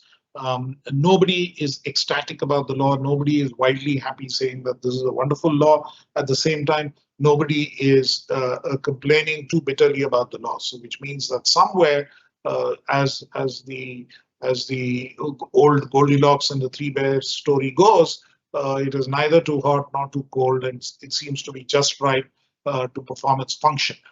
And that's the way in which that particular law is being seen right now. Of course, in its execution and the way it operates, we will know more. The reason I point out all this is that we believe for most of the issues that AI is supposed to come up with, we have answers to the potential risks. We don't, as yet in Indian law, have an answer to an existential risk. Some of you would be familiar with the debate that in California, they actually passed a legislation in the California legislature saying that there should be a kill switch, which is built into any AI model, which means that if it appears to be getting too powerful, the whole model can be shut down. Now, that particular bill was vetoed by the California governor, so that didn't come into force. But we have not yet looked at the existential crisis aspect of the existential issues which AI can throw up and the need to legislate or regulate against it. I'm not saying that those risks are completely unrealistic or they will never come to fruition. I'm not a technologist or a futurist to say that. There are a number of respected authors and others who have said that there are issues there. There is regulation which is needed. There is regulation which is needed in various dimensions of AI. We believe in the dimensions which immediately cause concern in terms of user harm caused by fakes and misrepresentations, in terms of how the data is used by various entities in those spaces, or for that matter, copyright, which is governed already by Indian law. And currently there is a case before courts in India on how copyright would affect the way in which data is used, like there are cases in the United States and elsewhere. So those are spaces where we believe existing law can operate and can be used to contain the risks and contain the dangers of AI. But equally, we believe that we need to study the overall legal framework as it's obtaining in a number of countries, see how the regulatory framework emerges before we decide to actually legislate. We don't want to get into a situation where we kill innovation even before we realize the benefits of a new technology, which incidentally, we believe you really cannot stop. I mean, technology is something which is very difficult to stop. We can control it to some extent if that need arises, and for which at an appropriate stage the government would be prepared to do if the necessity arises. But on today's date, we believe we are not yet in that situation. We believe that we need to address the issue of the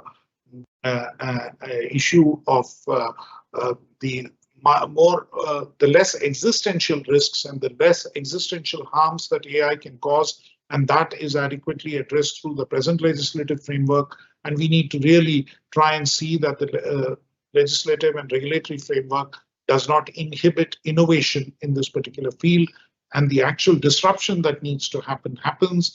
And all of us, our youth in particular, are trained and prepared to handle this disruption and actually benefit from it. So this is the present thinking and stance that the government of India has in this particular space. I think I have spoken longer than I intended to. I just wanted to speak for about 20-30 minutes, but I think I've spoken for nearly 40. But I'd just like to leave a few minutes for questions and answers if there are any. Thank you very much.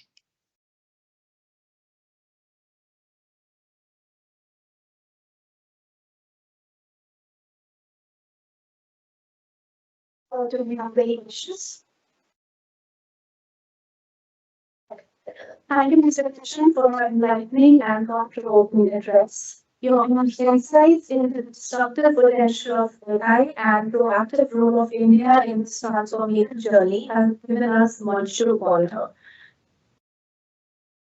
As we transition into the next stretch of today's inspiring program, I'm thrilled to welcome you to this compelling session, Era of Disruption, Survive and Thrive.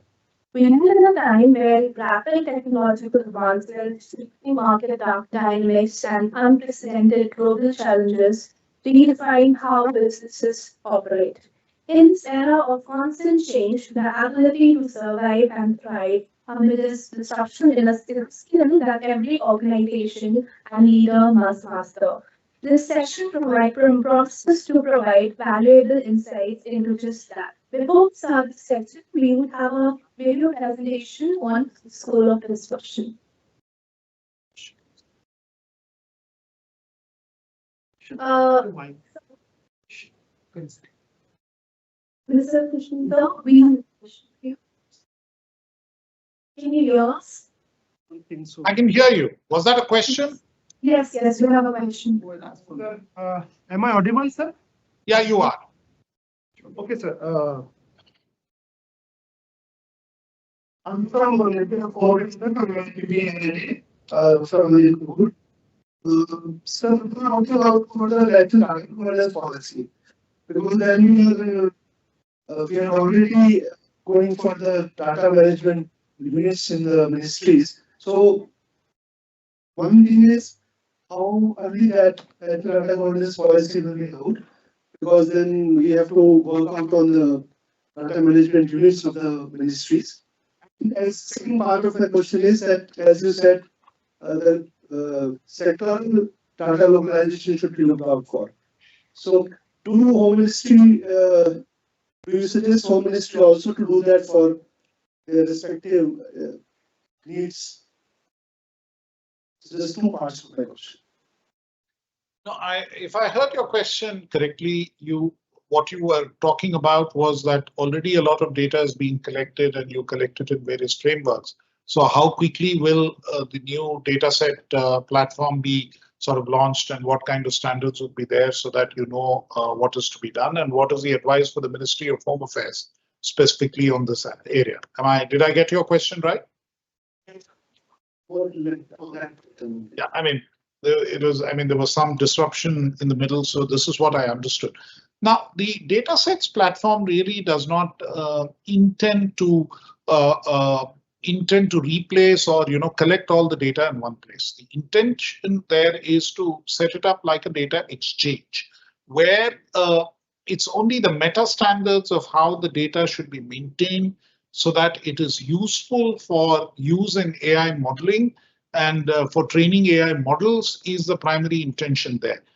Because the whole idea of data collection is something that individual ministries do, and for the country as a whole, it is done by the Ministry of Statistics and Program Implementation, MOSPI, under their Indian Statistics Act, under their legal overall framework. So our intention is limited. Our intention is to prescribe certain meta standards based on which the data could be pulled from different data sets which already exist and databases which already exist by means of APIs and by means of other intercommunication devices. We don't intend to take over the data entirely. So I don't think it should disrupt any of your existing ways in which you're either collecting data or maintaining it. Maybe some cleaning up of the data would be required, for which we would sort of provide the relevant or necessary tools. So in that context, I don't think, I would say that there's no specific advice that I would have for any ministry on the kind of data that they collect right now.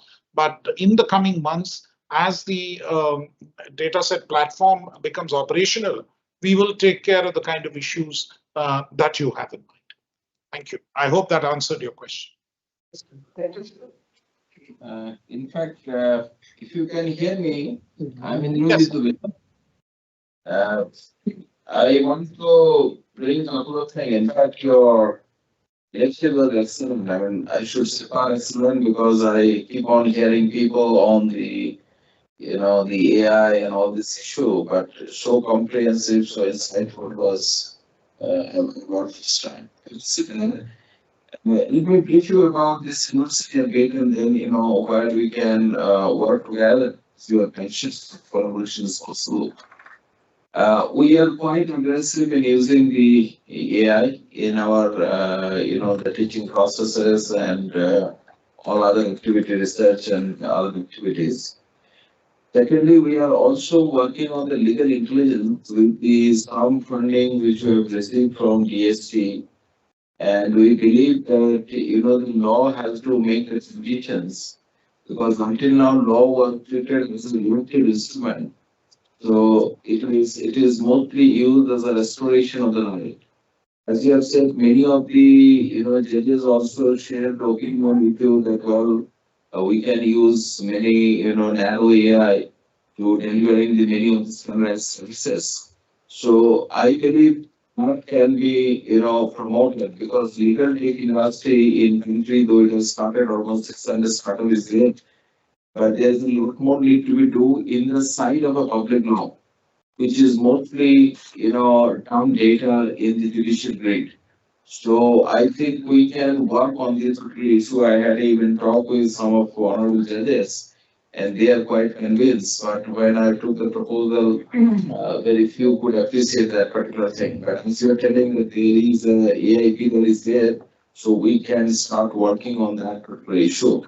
So I will look forward that if we can interact further on the issues of the legal tech, not only the assessment of the contractual process or vetting the compliances or regulatory measures, but mostly how we can bring the public good or the policy framework to the judicial analysis, or if you can develop a policy model. So that would bring a lot of aids even in the justice delivery system. And I was also talking with some of the Supreme Court judges, I think Justice Dubai. So I was also referring lordship. We need some time now to bring this digital twin model into the the judicial system, even to clear the clouds and everything. So, sir, this is a nice thought process. I thought that I'll let you know what we are doing here. We look forward to your visit also in the campus once. And we'll also look if you can get the infrastructure which you have mentioned that you have given to some of the IIT relating to the machine, because we have got the machine, but those machine are not really to handle the larger data set and creating the foundation model also.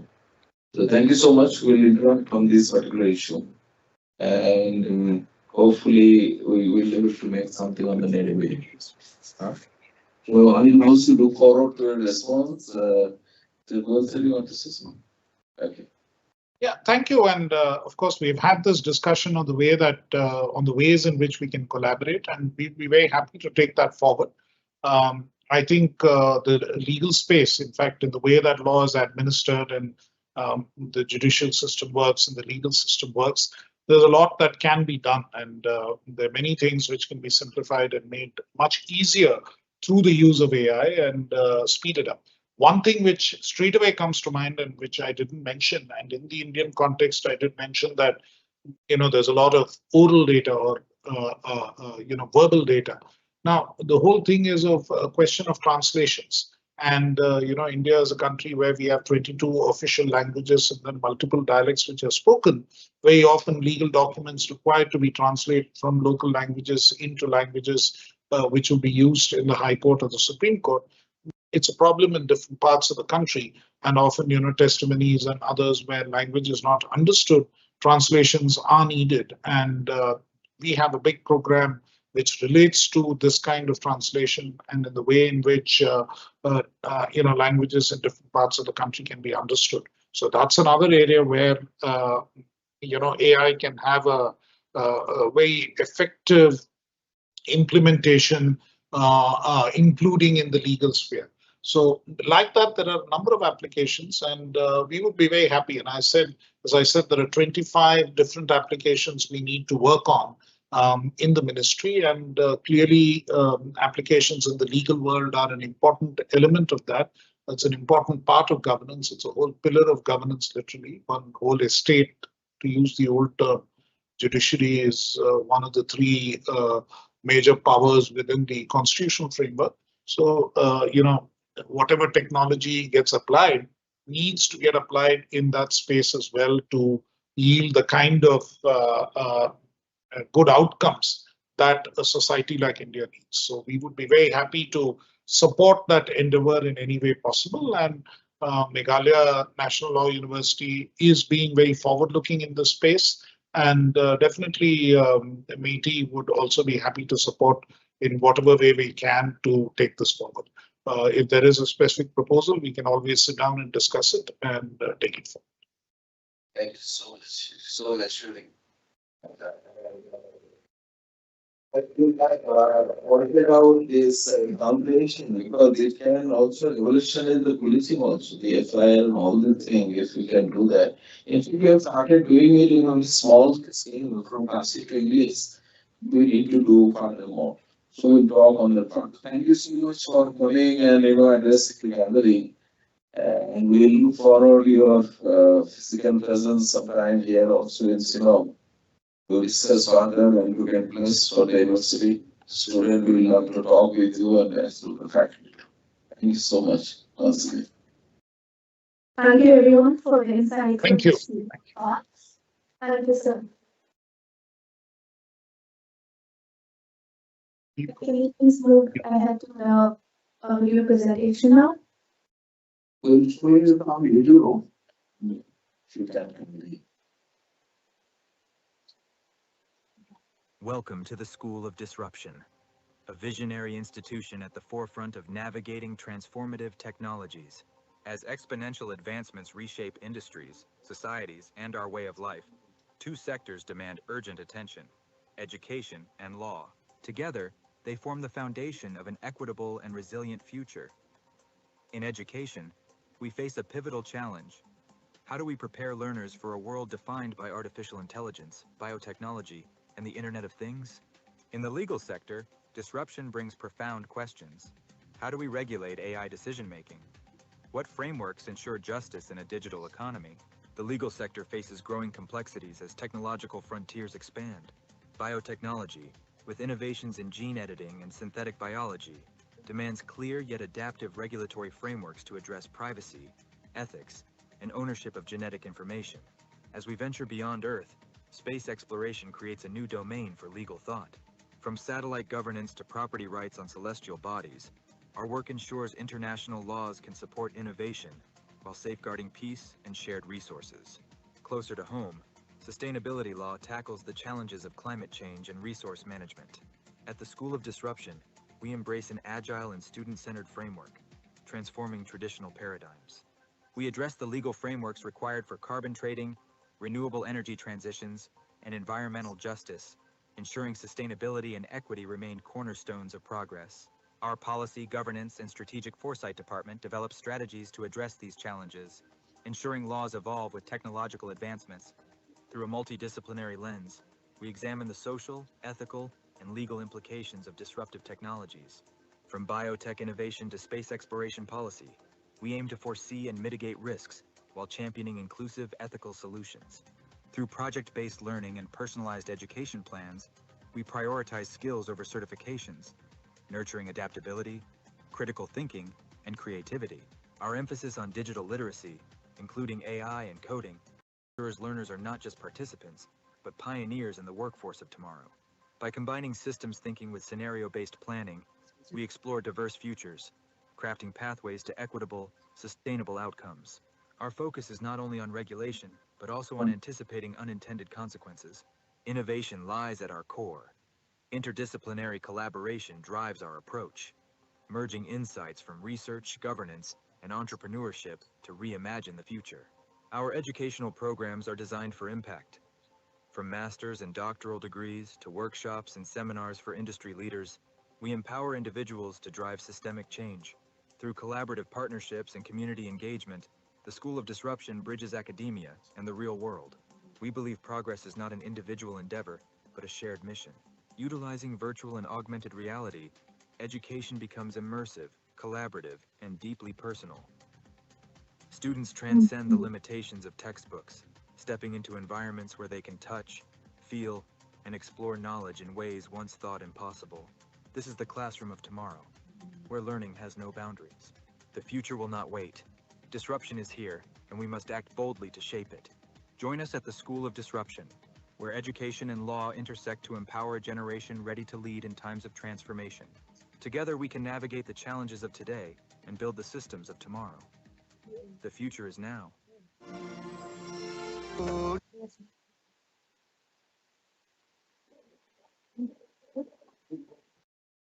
Thinking about the ideas in the discussed in the video just watched, I wanted to welcome our esteemed speaker for this session, Dr. Jagdish Bhandharkar. I would like to request Professor Indrajit Dubey to please set the stage, sir. Dr. Jagdish Bhandharkar is the Chief Disruption Officer and partner with Deloitte South Asia. Our leader in Neuro-Symbolic AI, he holds a portfolio of innovation and product development. He spearheads the firm's efforts to leverage disruptive technologies, products, platforms, and methodologies in driving significant growth and transformation. Prior to joining Deloitte, Dr. Bhandharkar has worked with IBM Watson Research Center, Lockheed Martin, Wipro, Infosys, and a few other startups. He owns 18 patents, has authored 120 research papers and 4 books related to technology and processes. He earned his master's degrees in engineering and PhD from the prestigious MIT Boston. He is also an alumnus of IIT, IIM Calcutta, and NC. Today, we are fortunate to have him share his deep knowledge and practical insights with us. Without further ado, please join me in giving a warm welcome to Dr. Jagdish Bhandharkar as he leads us through this insightful exploration of thriving in the era of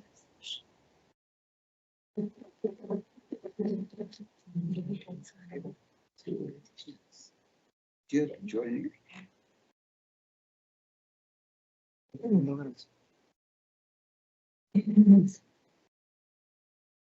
Second, of forest and artificial development is the opportunity legendary. So, I think it's more important aspect that in digital is for the client and then so what is that in fact we are going to talk today or keep going to talk? It's not just for no view discussion, but you know, we understand what discussion is. Even disruption here, you know, is also about looking at it from two different, you know, ways, two different possibilities. As humans, you know, we always impact of these two dilemmas. One is the positive side, other one is always the negative side. Like just as energy is like no, I don't say he's only English, but he's called He mentioned, in fact, now, in his, you know, speech about what, you know, how is it that disruption can be looked at, you know, both in positive and negative sense. That is something, in fact, which we'll have to look at. Because every word, Oxford Dictionary might, in fact, will look at it from a different perspective altogether. But, you know, we as lawyers, and we will say, you know, you as speech lawyers, advocates, you know, I would say judges, or data scientists, you know, and, you know, AI specialists, you always have to look at it from a different lens, from a different angle altogether. And the angle can in fact come from, you know, anything and everything which is mentioned in the document to anything and everything which is not mentioned in the document. You know, that's structured and unstructured, you know, story. And you know, what we talk about when we talk about description, we always talk about two things. One is data, which we always have to look at. The one which we always, you know, don't look at data centers.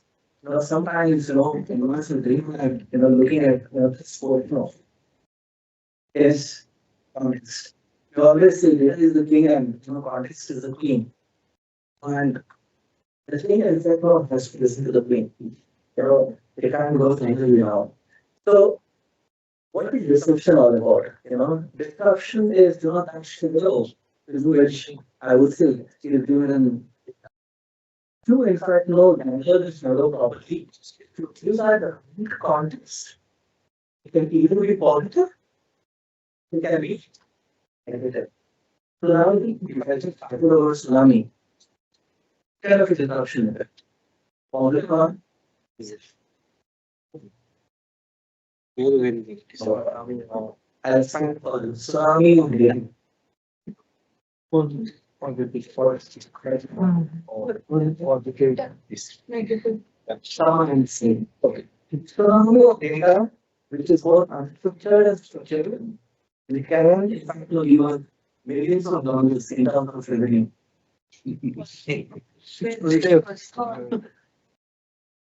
All the jobs today will be lost.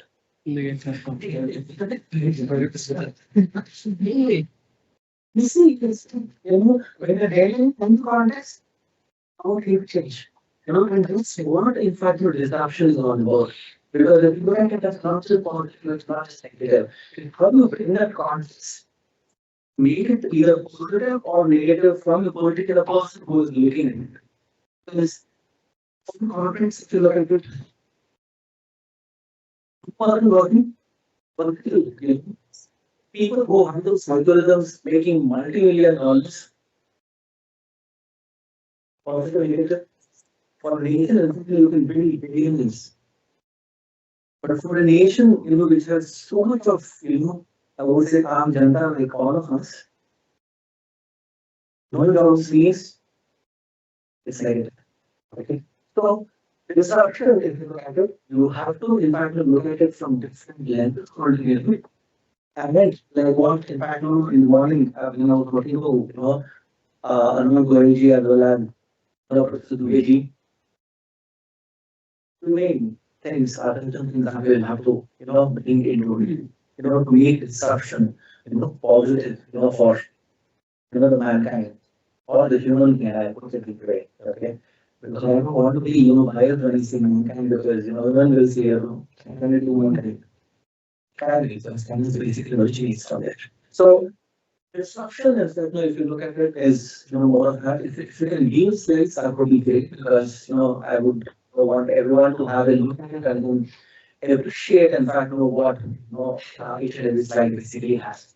So, as I said, disruption hides in the shadows of data, and context shapes whether disruption hinders or propels. Now, if you're looking at it, disruption isn't chaos. Importantly, the definition of it, also has a good pattern to it. Redefines innovation. That's what in fact we will have to look at. Can we move to the next slide, please? Two of them very well known films, very well known brand. It's something in the nation that we can be very proud of. Right? Who hasn't heard the names of people? Who hasn't played the games in front of which the brand has developed? And who hasn't used, this particular payment app will change, financial institutions and all. I think everyone, in fact, in this particular, audience would have, in fact, to look at all three names, a contribution and a need, change, things. But importantly, what is that we are looking at? What is it hype? Or was it hype? Or is it here? In fact, we have put all in bold in thinking. The last one, we will use phase. But this in fact, not take it one by one. It's not in fact take it as one go. Go down. Let's take one by one. What is in fact one or two? Let's simplicity. Although it is pretty much clear. The initial rocket launches were expensive and unsustainable. We all know that. We are talking about space tech. We all know what kind of debris, what space created through the cells, which are still there in the whole of the earth. So, those are certain things that in fact we created a world. One person who changed everything in fact for us, who disrupted. And then as kids, we were in fact making lots of different things. So I was not kind of a disruptive child who in fact disrupt my lecture or my lecturer's lecture, my using rockets. But then of course, appreciate the fact that people who will change the world. And if you look at what was the disruption that SpaceX in fact brought into this world, it into the reusable rockets, importantly reducing cost. I think these are certain things which you need to look at when you are looking at disruption. It's not just about creating something huge. Is it about creating something huge at a cost which you can't bear? That's not in fact what you have to look at. There are certain things which defines your edge. That is what you need to look at. And the most important impact aspect of it is space exploration feasible for private companies and inspire global innovation. So which means to say now, everyone can look at space travel. Maybe in the coming days, some of this in fact will be able to go into space. Explore visible gravity and come back to Earth. So we are playing both of the impact of in the near future. So one thing in future which one must say was I will not miss it. Something is important enough. Even if the odds are against you, you still do it. That's I almost said look at the leadership, what you have today, and technology and security. I can help that. But because it's really not easy to have data science department in a national law university. You need to understand it and this is the importance of in fact of bringing in disruption. Okay. It might be very difficult for us to appreciate when we are students. Because we are out there in fact cramming up a few things and then want to have these as fast as possible. But believe me, when you understand the importance of it, when you start missing it. And when you start missing it, when you graduate, when you become a civil lawyer or case of, you go into, I would say, patent law and all these things, and then you work on a few things and you realize there are a few lawyers who have used technology and who are in fact bringing different views altogether. Instead of building crunching time, we are not able to do that because we are still, doing work in real. So then, as LLUs, you have got a sort of distinct advantage now that you have, in fact, no multidisciplinary look at data science. You can, in fact, look at, becoming lawyers, looking at law, and then, converging on, all of these. And it's not JP, it's not to bring all this. So we do have Elon Musk, or I would say much more than Elon Musk, sitting over here, within us. So remember this experimentation and belief in usability turned chaos into success. Okay. Next slide, please. Now, who doesn't, in fact, know this like this? Someone who doesn't know, but still, carries the form. In fact, no, we'll have to appreciate because at the end of the day, the legacy is on. What one person started, even when the person is not there, the legacy is still there. That particular phone which redefined, everything. A mobile, a news unit, put units in front of the camera, everything in front of put together. And that's, what Steve Jobs in fact really was. One of the important facts that we learn from Steve Jobs. Mobile phones have user design and seamless integration. That's a good thing. Okay, in fact, had most of these. Kodak had, most of these. But everything integrated was done by one company or, at least one man. That was Steve Jobs. I found something both hard and software with intuitive design. Now that's again, the matter of it. It's not just about combining for sake of technology. Okay, for sake of technology, we can do everything. But combining it in a very intuitive form that today, even takes 8 months, 10 months, who might only even speak, able to play games. With that kind of user interface. Well, it's yours. Of course, it might have, it's more than in fact, most probably my idea. Right? But then, this is, what, one person can do, and change the entire industry order. Impact, redefine, how we communicate, and interact with technology growth. Simple way of defining, what Steve Jobs did. And what did Steve Jobs say? Innovation distinguishes in a leader and follower. See, the reason why, in fact, I'm making it as simple as possible to not confuse is see to it that, every student understands that not certain things that we can imbibe, make things work. It's not difficult. How you apply, in fact, to make early changes. And what we have to do, combine creativity with vision to turn magnet into magic. We call the street of magnetism. We create, magic out of it. That is the most important thing. Okay. And the magnet, in fact, you'll see, getting into a kind of mode where we can convert it into a very creative way. Everyone of us can become, students. Can you do this, please? Now,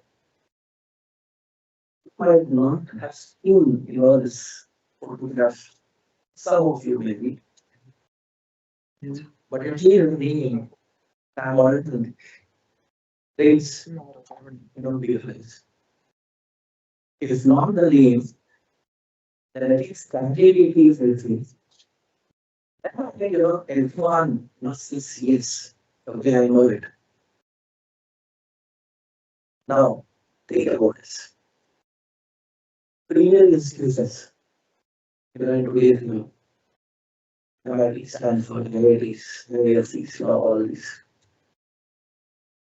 There are big departments now, which with AI. And there were in fact no for certain roles that the industry created. There was an army of people working on this. But it's not do in a simple way. What is happening about phenomenally is even democratically from AI being the fingertips of each and every person. Today, who doesn't use ChatGPT here? Everyone else all over use. Not quantum is a near here or there. And then something else that being and not. Okay. So if you're looking at it from that perspective, I think the most important thing is using AI for people who don't know AI, changing their world. Someone is today, if you look at it in a very simple way, okay, there's thousands of documents, summarization delivered to you within seconds, little and everyone can do it. That's what in fact Sam Altman in fact brought to the table. So what was the problem? AI was in fact inaccessible to the majority of businesses and individuals. Disruption. OpenAI basically developed GPT models to democratize AI capabilities. Simple. And what was the impact which it delivered? It transformed industries, empowering creativity, automation, and innovation. Today, if I have to in fact look at some of my decisions taken on income tax laws and all these things. I mean, I have something to augment with, which is the important thing over here. Okay, might not be great, but that one strength is phenomenally successful. So this is what in fact Sam Altman did, and what Sam Altman said was right. The future is not written yet. He can influence it. I don't really think this because he was also referring to AGI. But then, in fact, if you're looking at it from the mildest angle possible, you are the ones who can influence what happens to us. Okay. Now, that can basically turn what we call an untapped AI potential into tools for the masses. See, that's the important thing. And you can see, Elon Musk did something, Steve Jobs did something, everyone did something, and individuals in fact have created, these disruptions, in place. Now, let's go from individual story here. Next slide, please, to what the corporation can do. Now, who doesn't like it? My time was,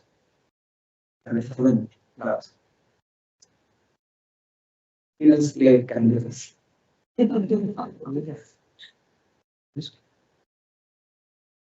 mean, in a conflict, we have different types of politics.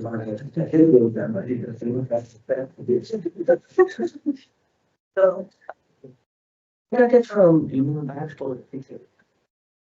They give me the which individually, will not help you. Because there's a going in now. Rather than that, why don't we make this a family effect? So family is like together. Why don't we basically say by playing we are family healthy? Now I think with Sunni and my in the world. So very difficult for Nintendo to achieve this because Sony has had the Microsoft had the best side. Nintendo didn't have the best hardware. But they did in fact know this disruption from a different segment only. Why? From individual, playing mode, family mode, becoming academy for the family, where families could play with it. How easy would it be if you have stake, you have political control over your entire political stake. And I believe, in fact, not thanks to my dad, he can also be healthy, moving around, not just playing Candy Crush. In fact, he can be healthy, can be healthy too. And at the end of the day, it's just for not for individuals as such. So Nintendo, in fact, what was the problem? Gaming was, in fact, not used that fuel is, exclusive, in fact, not a single generation as such. Now, any generation can, in fact, not play. In fact, I already think what Nintendo has done. So, and what they say was so true. It's not technology. So what you do with it no matters. So what do they do? Balance creativity and market research. It's our brains. Okay. Now look at it in this way. I've given you 4 examples. Now all these 4 examples have certain things to take away, certain ways, in fact, in which these individuals and these corporations have, I would say, done disruption. What was, thing, which was common, in our lives? There was a region which was common. You can see the region with the one mass, that one too. Everything in fact was in which. There was this willingness, which was there. In each and every individual as well as a corporations, view. The potential, both untapped and tapped was, I would say, market research was done, in fact, very well. And the exponential thinking, where it can lead to, was also there. Some missing piece. It's not one piece, it's piece PIC. What was, missing was delivery. You can think about 500 things, but one action changes everything. So each of these researchers, acted boldly, and they just agree. They don't have daydreamers, I'm not saying no. But how do you use the daydreamers think of, and how do you make it possible? That is something, in fact, which we'll have to look at. Now, how do we do that? How do we involve delivery and then put some kind of a structure, in this mechanism of how we can disrupt, where everyone, not just the fact of people who have billions and billions of dollars spent, but individuals can do it. So at the moment, we basically have what we call as the hype framework. Not the hype, but we have hyped, in the family way. How do we, let's in fact explore, what it is. What does H basically say? How does the vision? The important thing is to have a vision, to think beyond what is possible today. Because without, in fact, harnessing the political vision, without, in fact, having, what can, possible, beyond today, things if it just go, 1 inch forward, from it. The next one is like, what is your unique positioning? How do you leverage your strength and edge? This is something, in fact, which you really have to do it, beginning from a student's perspective too, from a faculty perspective too, from an innovator's perspective too, from a health perspective too, from a conference perspective too. Each and all of these, in fact, needs to resonate, when you work on, certain disruptive idea. Potential, which you can absorb. Because that is important. Because without this potential being unlocked, you stand nowhere. Which means you'll have to explore the games, bring that method into that madness to find opportunities. Space exploration was there. Everyone will understand. There was Alien, there was NASA, there was other things also. But in that, chaos also. Then let's explore, possibility. We just explore, and now we just, winning not only the brand, but also love art. Right? Someone does feel, if you have something you are ready to do, so the exponential thinking, which is important comment, but you have to redefine, and just improve. Improvement is just in fact not incremental ones. Disruption is not increment. It really is incremental. It's just incremental. No. One go. Are you changing the norms of that particular industry? That is how you go exponential thinking. And the last one is deliver disruption, which means these thinking, exponential thinking, daydreaming, all these things are so really good. But then, how is that you deliver your disruption? Go to the last mile. How do you act only and learn to execute seamlessly as such? Maybe Sam Altman, maybe in fact Steve Jobs, maybe anyone in fact in the industry who has disrupted this industry. To ask them, the most important thing is not just all, not about daydreaming. It's just plus one. It is about going the last mile and doing it. Okay? Let me look at each of these. So I'm not going to bore you more. Okay, but look at each of these and then make sense of it. In your own way. These are just in fact practical ways of in fact looking at things as to how you can in fact look at harnessing the vision, the definition of that, the purpose. That's a key question that you have to ask. What is the goals outcome you want to achieve? And we have made it out. We have made it as simple as possible. Why?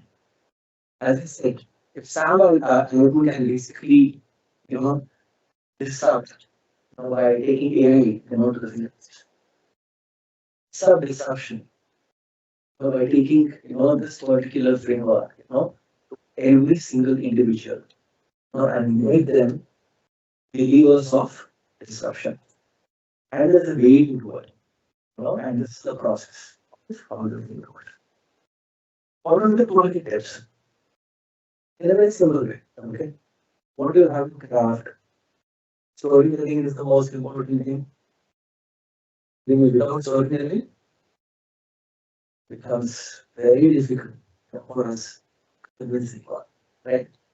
Can you on this stage concentrate to one person in the audience? Doesn't take technology first. Takes storytelling process. Okay. Today, how many of us who is the story which I think Mark used to say, and Buddha used to say? There you go. It's not for us.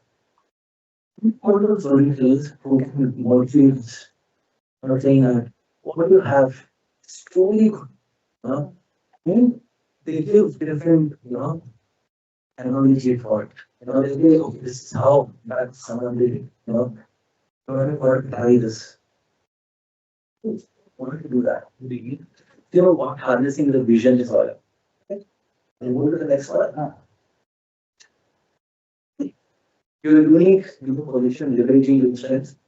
Importantly, what is your individual strength? What is your organization's unique strength? Okay, which becomes important, and that's why if you look at houses, it has seamless integration of hardware and software, which made its products uniquely designed. Something unique about us. Everyone of us has different companies. What? I don't want to work, but then it is the boring company. It's the boring company, but it truly is the most disruptive boring company.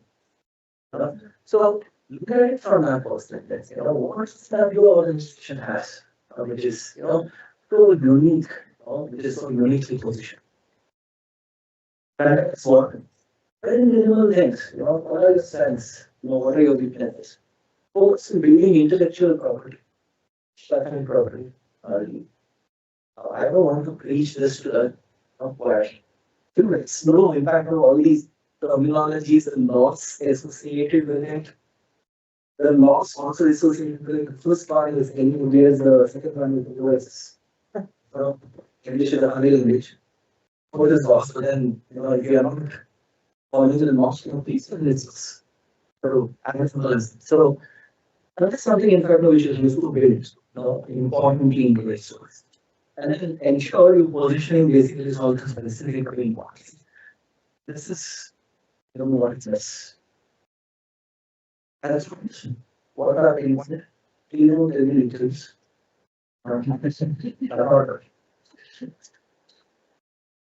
Maybe in fact not knowledge, not at our fingertips. Attending a specific thing. Or applying that knowledge right away. That might be in favor of specific point. You need to address that specific thing point, which is important. Okay. Now that is when in fact you need a uniquely position. And partner with stakeholders to make it possible. Next slide, please. Potential earlier, which is important more in terms of saying how do you break into untapped markets, optimize your existing products, solve challenges that no one else has had. Effectively, okay, people say it, but more in terms of saying I have to solve this because I'm great animals. But effectively, you don't copy. Silver thread scheme. Good artists copy. Great artists steal. What is good to stealers? Very good. But then, this is what it is all about, because at the end of the day, you will going to solve something which nobody has solved. And that is where you are, unlocking, that kind of a potential. Toolkit tips, very simple things, analyze your customer feedbacks, market trends, find overlook opportunities. Never go into the market, in fact, without this.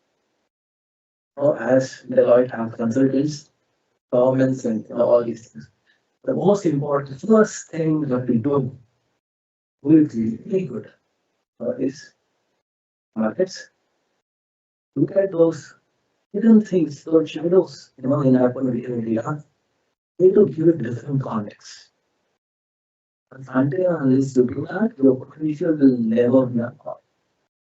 Maintain to it. So many games. You don't in fact want to game. Somebody wants to in fact game the mark sheet. Somebody in fact wants to game in fact the design products. Somebody wants to game the stock markets. Somebody wants to in fact game the government. But sure not. Do we need to fact about this? Thank you. Exponential thinking.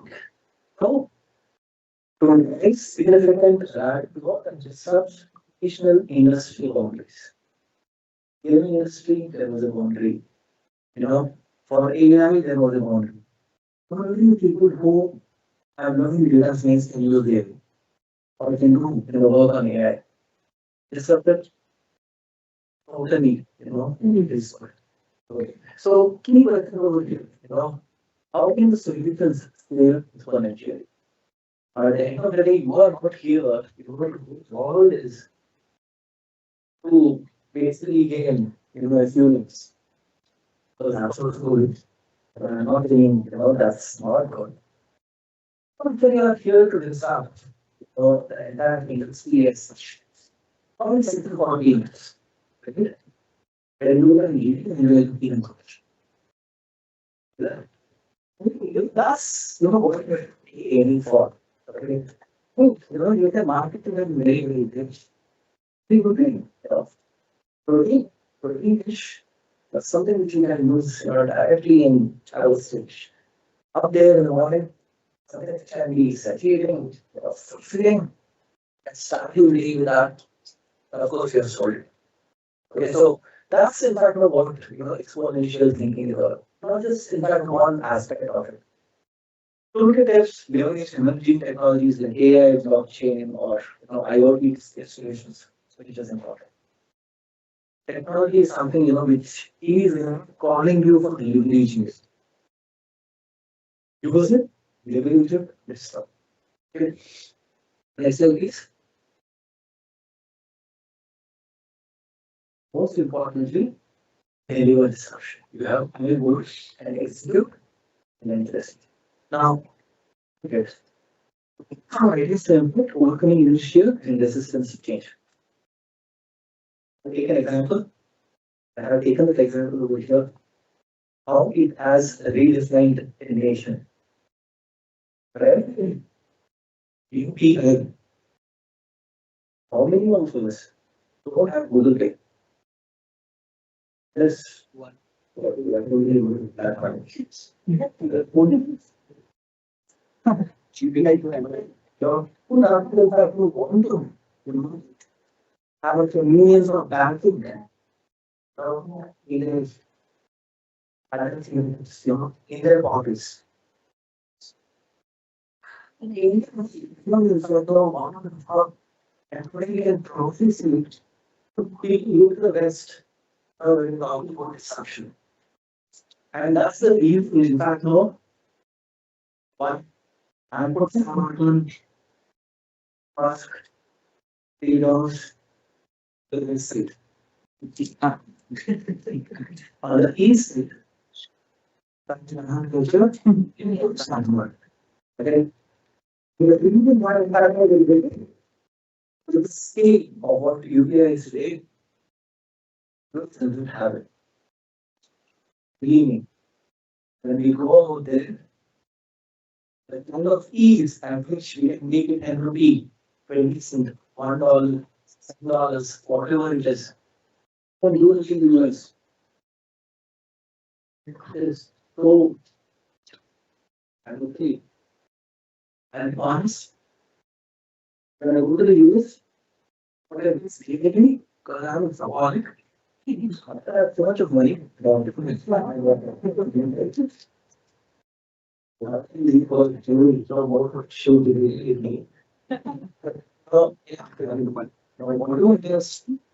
important thing which I miss is carry 500 different apps.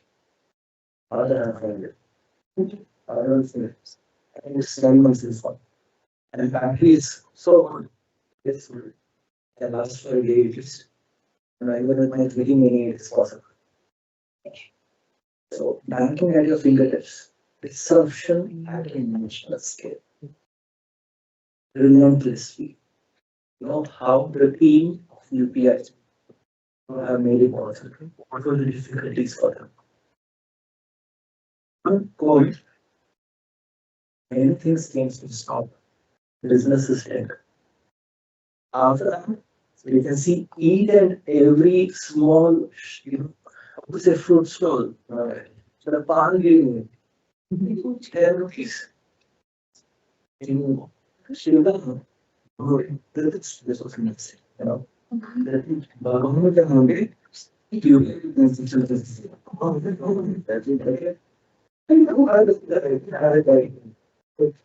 and that person carrying a UPI, yes, walking from Jennifer and Indian, what are they discovered? Maybe it will be somebody in knowing some system back now. We go against the English guys. COVID is here. Not in the world. And this world.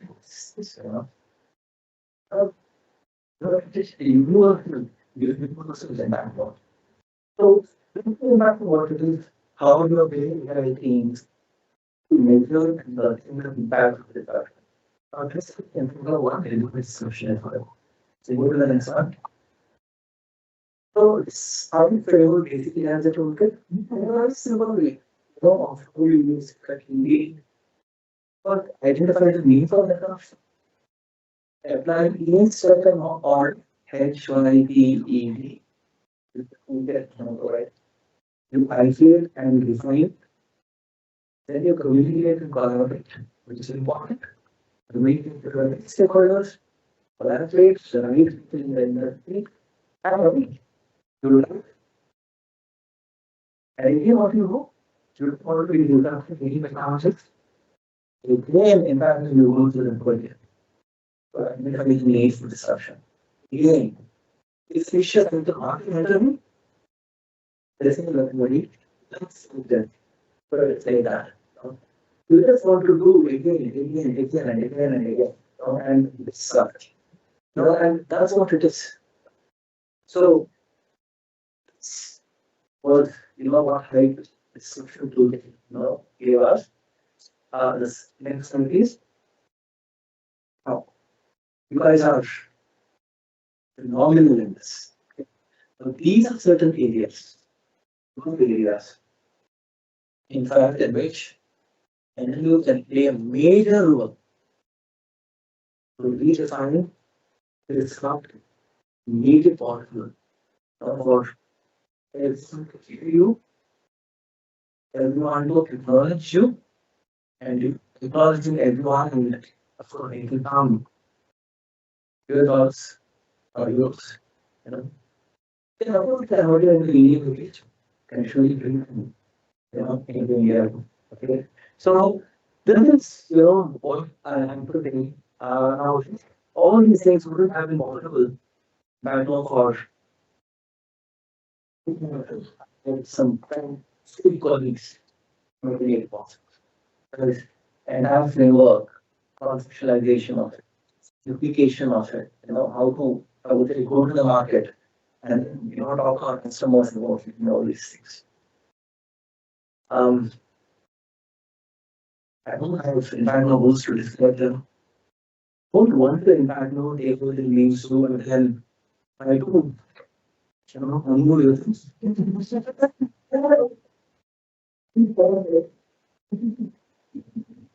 And then, because I feel, things probably good that people do this in passion. That's when you can give the passion, in them to viewers and to the big ones, of the industry.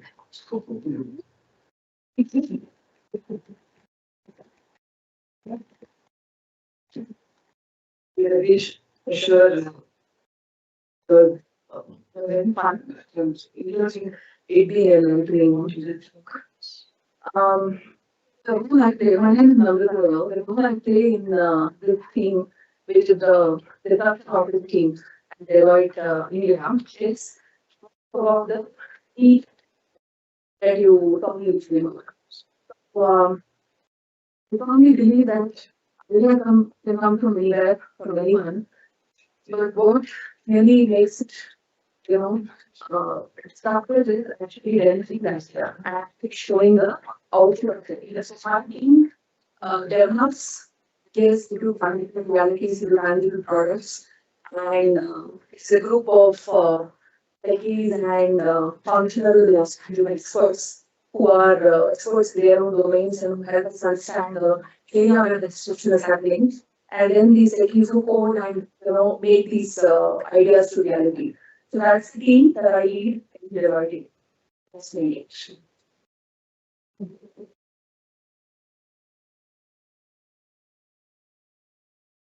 Yeah, so I'm going to share. And I'm until then, I'm doing. I'm good. I didn't join Deloitte because I knew there was the innovation of it.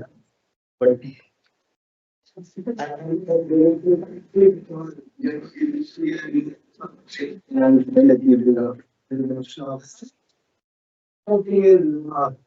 started when I have done it, I didn't you needed someone that's very amazing in the share this and what.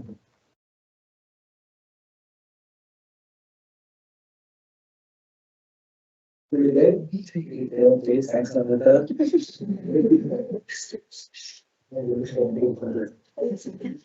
Then one thing also,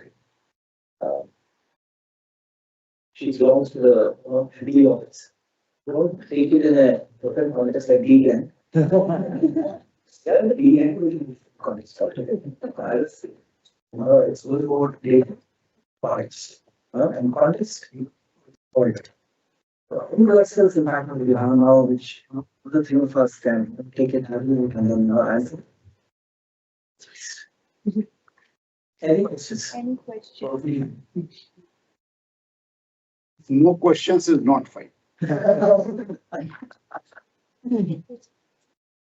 So boys, yeah, I ask a question. When we are talking about UPI, now India is giving UPI to the world for free. So what are your comments on that? What sort of a disruption is out here happening? So in UPI is free. So they all come. What is the sun? Nations which are so-called undeveloped need this. Now, look at the fact no, what's being written in the economy. Because Sabina has multi-million developers with all the Indian team. And we are converted into 84 into cities.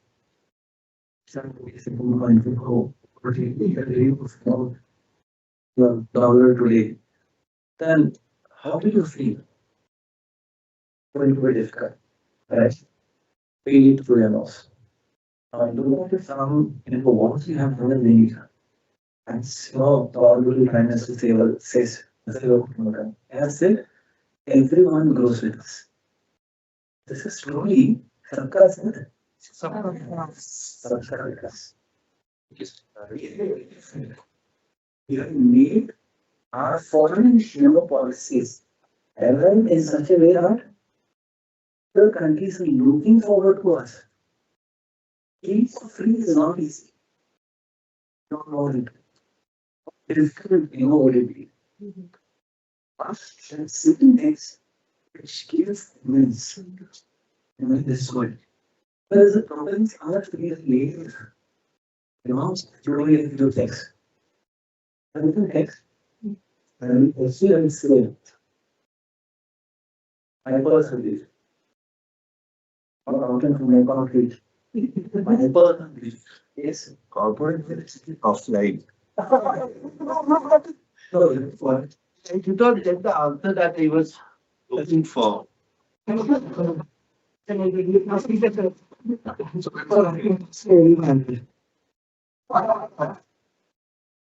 is a very smart lawyer, so he knows. But you know, it's still an we have. It's called, you know, after reaching a particular stage, you open it up for the world. And that's what I mean. I know how it is, or how it is when you go for the open doors community. Or giving something different. For me, that's what it is. Small, something. It can be here, sir. You catch it and then. Okay. Very, very small comment.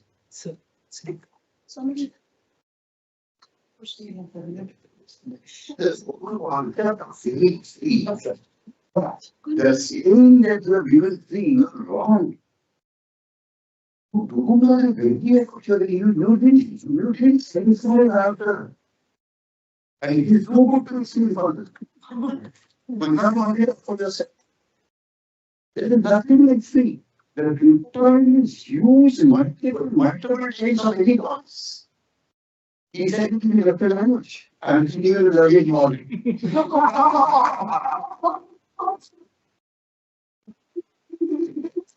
Let me take a minute to just, I was waiting to say exactly the same thing. I'm an economics student. And two things. One, there is a very popular statement which says there is no free lunch. And actually, if you think hard enough, there is actually no free lunch. The second thing is economics, as it was taught and we studied, essentially said that the transaction was bilateral. You sold something to someone and someone else paid for it. Therefore, when the first email came, I was absolutely convinced that over a period of time, they're going to charge me.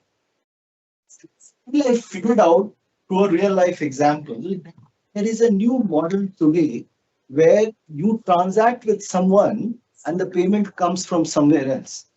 So the transaction is not as simplistic as we were taught and is understood. And when you bring in the global perspective in a longer time horizon, powerful statement, there is no free lunch, is even more powerful.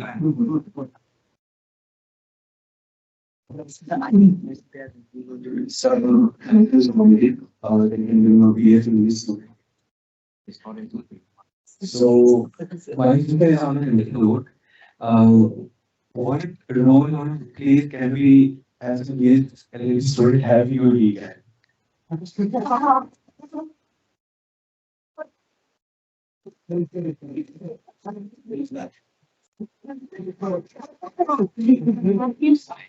You can be a student, right? Because believe me, as whatever we am when he was saying, we can only talk in terms of Python and Java and all that.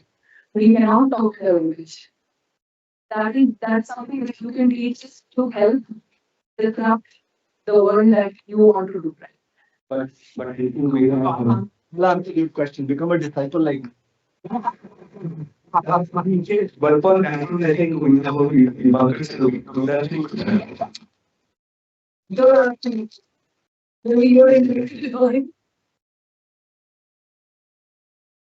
That's truly the case, right? So when we say technology, we know what it can do, but we don't know where to apply until and unless our experts speak with us. It is not something like, I just dream of something, product and it is out there. We need the knowledge that you subject matter experts bring into the table. And without marrying that with tech, nothing is possible. Question?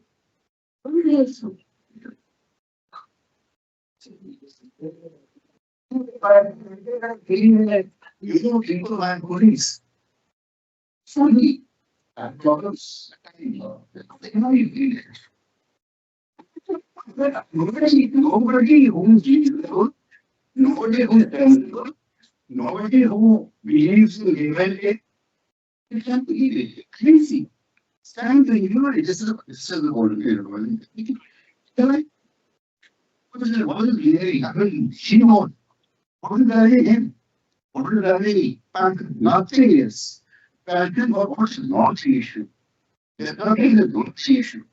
Then last time there's the only question I have put is sometimes, I was going to say of being nice and funny and all. Try to, but that's not. I haven't seen anybody slightly senior citizens. I remember the place. And remember they were, they heard that reading. I asked one question. What is your passion? And another side was a question. Tells me much more about that person than any CV, any can ask this question. This life is all about passion. This is nothing but passion. I don't have passion, you will know this. You won't say it. Don't really say so. It does not passion doesn't your passion for the right thing, the wrong thing, or the thing. And that's not better. Something here. I'm not saying you in Indian girl, unethical. If I come from a family background where it takes all that is given. So that is the legal word for it. Given. But given that base, life makes is one point only of your passion, and you are absolutely focused on something, and if I you had about the answer. Or technology. Anything is the head of the food, anything is the push. See, people tell us stories. You see, in Hindi films, the guy can see anybody except his graduate. And there was a drama issue If you want to go, then hello very early. I'm not going to see you.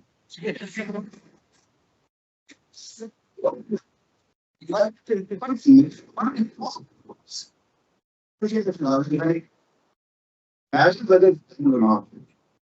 What it is about what it is. That is what quality of the as a fact. The driving is the fact. The very quality one and follow and all the things. So if I say I want to, I tell you something which is difficult to know. And जब हम बात का बहुत बार खेल रहे बहुत बार हम लोग I think that what you I will think very good. Right? I is that in many things. Then go find another country. Really I think people thought, I'm very old now, cigarettes are relevant. I don't know my outward taste of it. People are carried away. Life is about enjoyment. Life is about being happy. That is the purpose of life. Spiritually also, the purpose of life is to be happy. All that I said, I will say, faculty is think about that every day. I'm clever, I think we're little more. Not just it. Tell you something. When the year is finished, within a month, I sent a citizen. And the name of the citizen is a group law. The name of the thing I get shaped for. I don't think you need to explain the name. I don't know what is the title. Event center. So the day I finished service with body, I said now I am nobody's employee. I master of my own destiny truly. I am not servant to anybody except for the master.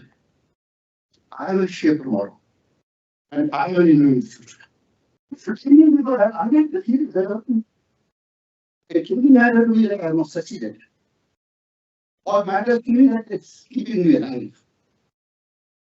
Sorry, he said, you can intend to speak, but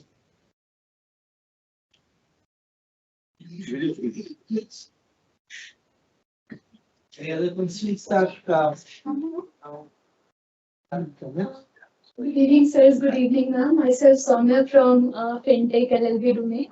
So my question is, since the start of the conference, we have been only talking about the positives of disruption, but we know that with responsibilities and new innovations comes risk also. And also, as Justice Sanjeev Banerjee sir told about us losing our skills with these, and also Chief Secretary sir told about there are many places where we don't have availability or provide hours also.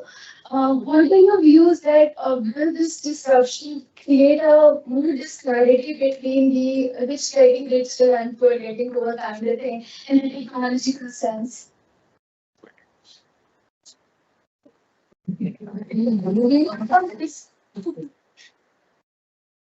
straight answer yes.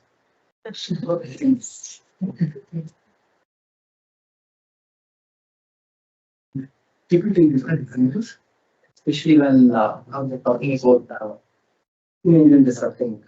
Look at AI and the human in fact know certain things are being disrupted today.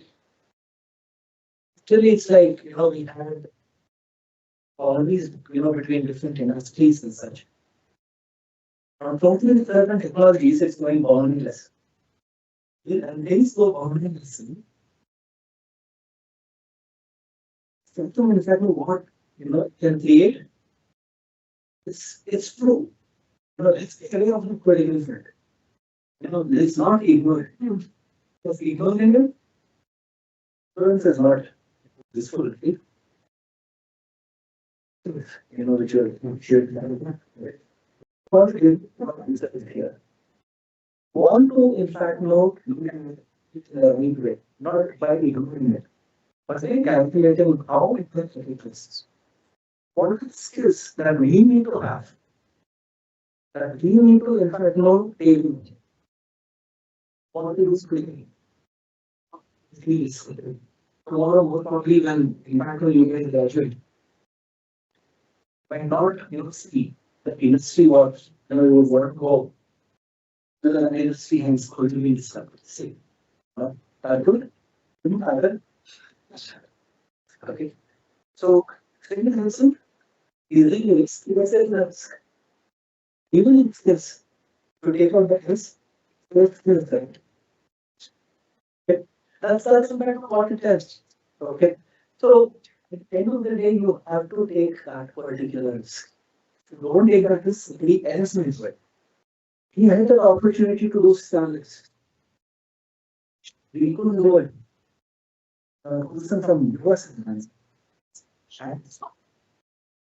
a corporate from the US has disrupted a particular, way of life, in the Indian market as such. Look at it. To having you, somebody else is done. So I do this, that, take away jobs, yes, it does. To really, I would say, equal, no. To calculated this case. We upskill ourselves. There are certain things that we need to know. Not to do it and now, screen, it's. I don't know. My always little bit of economic answer. So you see, economics will teach you always about barriers to entry. And one of the things that technology has done is it has reduced barriers to entry.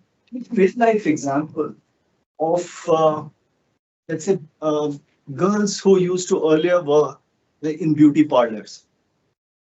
They needed to set up a beauty parlor, otherwise she could not work. Now all that you need is a mobile phone. When you have and urban clap then takes it to a completely different, initially as a startup and as a technology provider. You made very good food, but you couldn't set up a restaurant.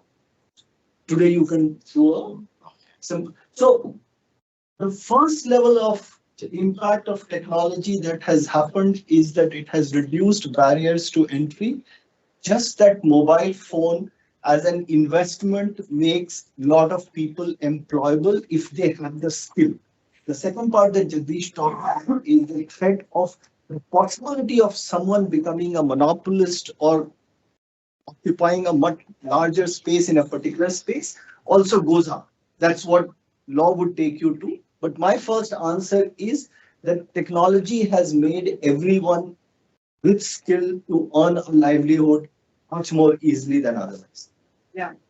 I think like obviously we discuss about this a lot in our company group teams as well. Because at every level this is obviously impacting, right? And we are saying that we accept that this is disrupting and this is causing loss of jobs. Everyone's job is online. So what is it that we really feel will keep us safe, or at least for the time being we are safe, or how do we ensure that in the future we are future proofing ourselves? And so that's something that we constantly think about and debate and discuss within, because we don't employ just hundreds or thousands of people, it's lakhs of people. And as a firm, if we are to take certain calculated risks, right, what is the possibility of in the futures of such impact happening to us? If we did first. So we feel two things which we were discussing with in the morning today. One is identify your unique strengths as a team, as a person, as a team, as a group, as a firm, whatever you want to call that unit.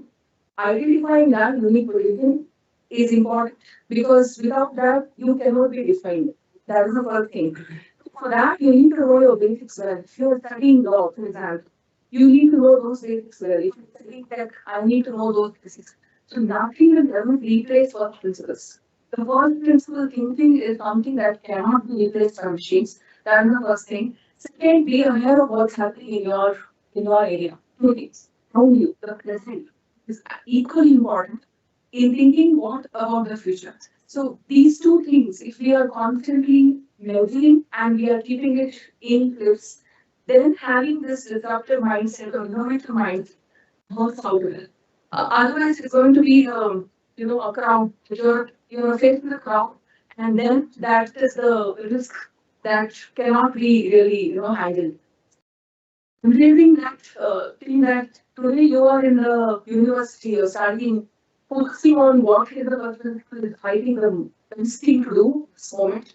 You may have an AI, lecturer or a human lecturer or whatever, taking advantage of the whole, technology that is being provided to you along with human relations, making those, basics strong, and then being aware of what's happening around you. Really marrying these two things, we will come up with different ideas and different things about the future. And it's what we do in our teams today. We have to say that there is LLM there out there, which gives my team code. Right? We just have asked question and we will code for you. Right? But if my engineer cannot identify whether the LLM has hallucinated and given bad code or good code, what good is the engineer? So the basics is the most important thing to really identify the right and the wrong. So that we need to really keep an eye on. And that's what we do.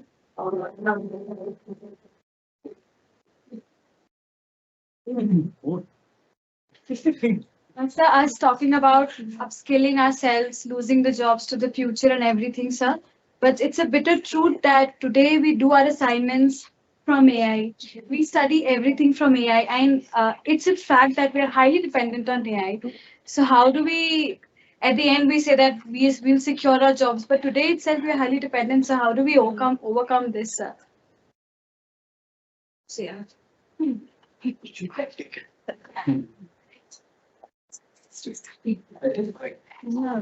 That's a conflict question. Now, AI is not a cheap influence more such as how to count it. To count it, you should know how to count it. The master turns. Just say, every person starts with identifying problem in the right way. It's a master tactic. AI is for augmentation. We are augmenting intelligence, right? We are doing the right thing. Now, there are certain things that should not go. Are you just asking the AI to generate the report and directly give it to your business to Humanize it. That's what I'm going to say. Yeah, done. You cannot change that. You have to know what that's important. That's the one thing you need to know the questions of foundations. You guys know the foundations. You guys know how to problem. You guys know the problem also. Yes? You guys know what AI gives you. So that it can speak your language. Who wants such students? Really, I think these are those lecturers who have students like you. I'm not saying in fact no in this sarcastic way.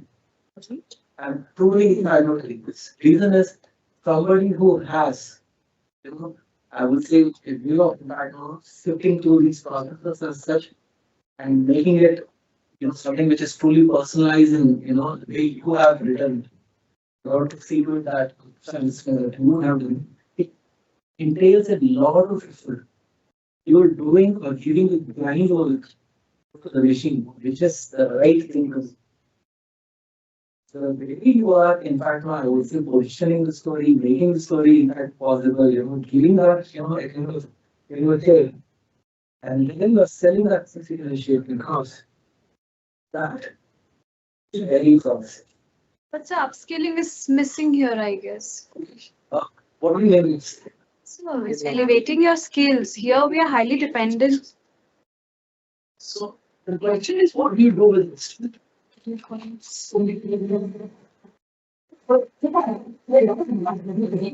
See, we had to read physical books and take down notes because even the fax machine was not there. So we studied 12 hours a day. Fax machines came, we could get those facts made and we didn't have to write them. We save time so we get more. But then when the Google came, we now can search more. So if you now ask me a question, which otherwise I would have read one book and answered, or when the photostat came, then I would have referred to 3 of the related copies. Today I read 30. So the question to you essentially is not what up. So the first part, the Jagdish answer, that you have mastered the art of asking a good question. You've got the answer. The real skill will come to you on the basis of what you do with the remaining time. If you go into an interval, then you are not developing this. But there are a number of ways in which you use the time to develop your skill and which will make you better.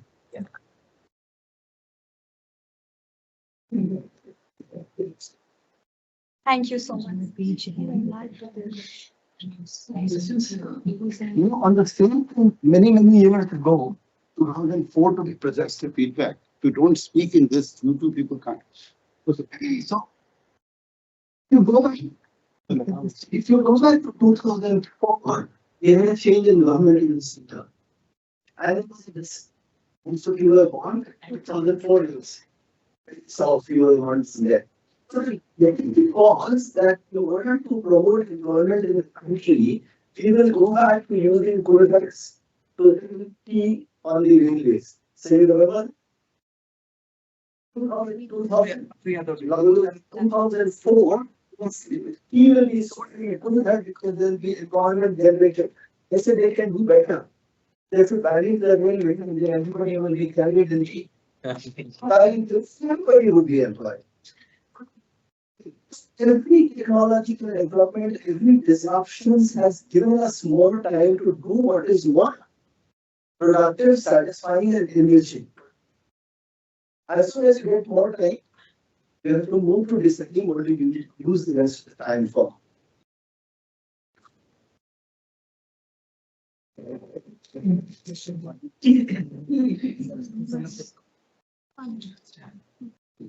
Thank you very much. Thank you.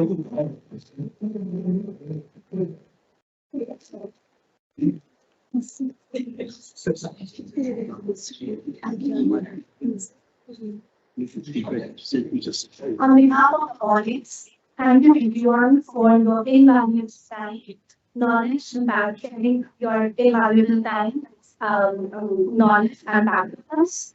And thank you, Jagdish sir, for your invaluable words and jokes. That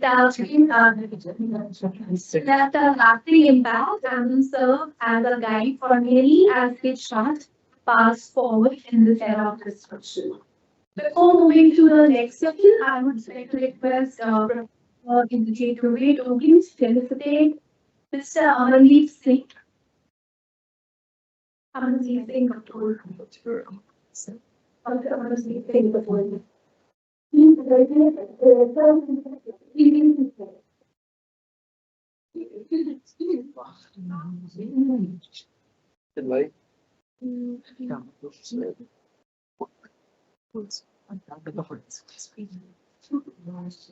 Yes, where you happy?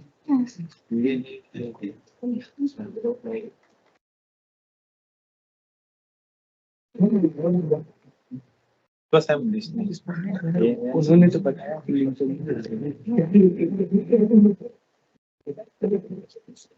See, also said that we have to use 4 there. 4 here, up down. So we'll say our business has I would request Professor Sri Dubey to explain the Dr. Richard Kamal, Professor of Practice and the New England and IL Society.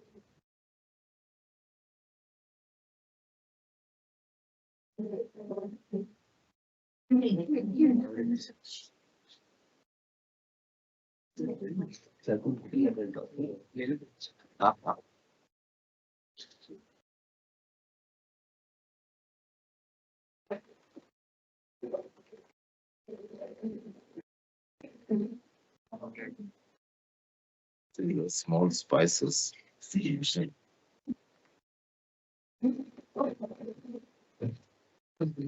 Gosh.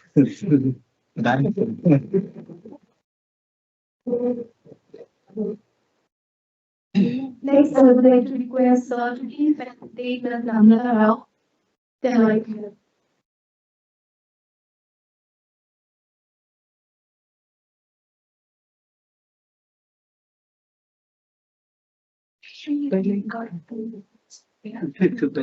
Someday, hopefully, I want to see as a professor in practice here.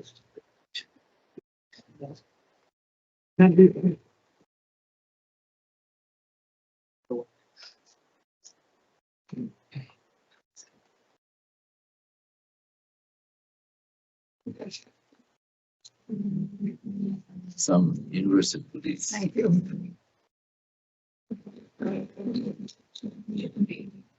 Next, I would like to Sir to please facilitate Dr. Bhaskar Chori Badakot, Deputy Registrar, Birangana Sati Sadhani Rashtriya Vishwavidyalaya, Gohanpara, Assam.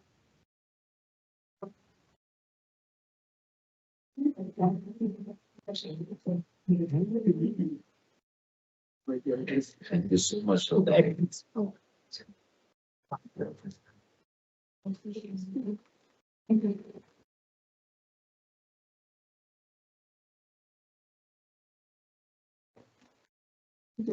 Some Meghalaya spices.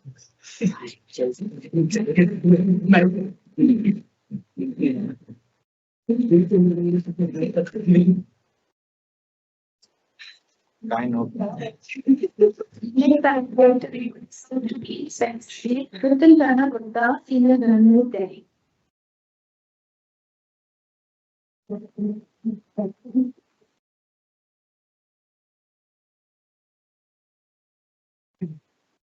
you so much, Gupta sir. Thank you. They're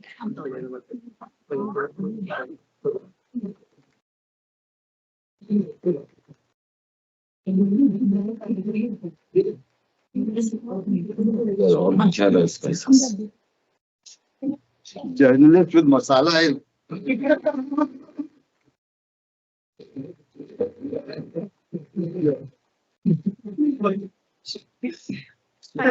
After conclude this insightful and thought-provoking day, we now move to the submission of Keynote session. This segment provides us an opportunity to discuss the valuable ideas and insights shared throughout the day and reflect on the core messages that will shape our future actions. It is my distinct honor to introduce the esteemed Professor Indrajit Dubey, Vice Chancellor of NLU Meghalaya, who will lead us through the submission.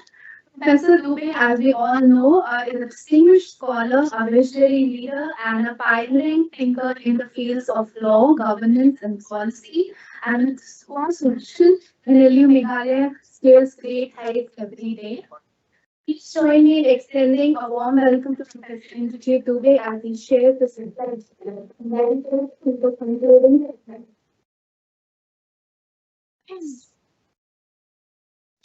Good evening. Including thinking, I actually forgot the time to speak. So I was not writing any notes or anything was setting any points, just to speak. But nevertheless, I have also good, time. But it's something from my own, and something which is good because the session. When we are implementing, what should be the name of the so is it a disruption? Then we thought this is getting more justice and energy and strength. When the people get it. Then we also talked about many other things making the control, then possibly the exponential age or something. Then we thought that, well, in this word exponential age will be captured properly, the idea which we want to put across. And in fact, actually yesterday evening, we are still trying to prepare this conference, how we are present them. So, really, as President Goyal always say, we are an evolving organization. So we evolve in every moment and every minute. And then we call one point of time that we'll call it as the era of dysfunction. And here I was, I keep speaking to different people in the country, and it was straightforward. None of none of us really understand what is going on. Everyone is starting us in the ChatGPT for making the emails so that you don't have to put so much of time. Being a researcher was starting putting the terms of into the verbal level and then get very quick result that what is there in that experience and how they plot it. My whole domain is about football, and we keep on, analyze what companies and what BC 500 are doing, what six, different next companies are doing. So it was really good, even the beginning of the last year also. And I do still remember one of my colleagues is still a literacy, still I'm not giving a because we have said that we are going to analyze almost 3 years report that how disclosure the company is making relating to the technology they are using, exponential technology they are using. And I really couldn't, complete that particular analysis. So, this one of my students has joined back and he was teaching in IANS. So I told him he also planned to do the next part of the reading. So other day I called Pulos is doing the the girl who is basically comparing. So I called him Pulos and said, do what then? You go into the chat and then you start analyzing those sort of documents to chat. And I don't just look into the short answer. And with me, we actually send me the experimental data. It's already very interested form. But I'm not going to try to go through that. But only we can use the chat to it. And I don't get the feeling, but I'm still using it. So, in the education segment, which we are talking in the morning, the things are changing very, very fast. And many of us still holding our hope because we do not want to change. We'll still talk about how we are going to make the analysis using the PLS. But we are not telling the student that how you should go, even without that. So, the fundamental question which I keep on asking now is that what is the role of university to really keep current? And then you answer the particular question you asked. What about which we are talking in the morning? Let's see. Human value, communication, emotion, connect with each other cannot be replaced. Whatever the technology which we bring. Once you talk with the chatbot, hopefully you will not get that service which you can get with another piece. I don't know, whenever I call that, I start with 8 minutes with you. We later speaking, 1 hour, 1.5 hour, 2 hours. And my wife keep on messaging the quality. And what do you think? She messages mine is right there. So the thing is that it is very important. How do you feel on this chance? Ethics, morality, which has been developed within the social practices over the years, cannot be understood. Because it's all evolving and it's very dynamic, very smart. But in the process of delivery, how much information we delivering and how we are doing it. Fluid might have come and which can, put it into question. Even though there's a balance in there that everybody need to have a calendar, the completed, the calculator. If you leave it's also not good. Use calculator, there is no point getting leave anyway. The number you were talking about, you have a fundamental import has to be right, understanding how the details. Because if it is not right, then you cannot handle the roles. And you are not sure when at what point of time the machine will clear those.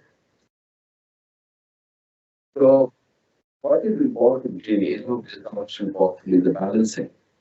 And I think Bernard really mentioned that. How we balance.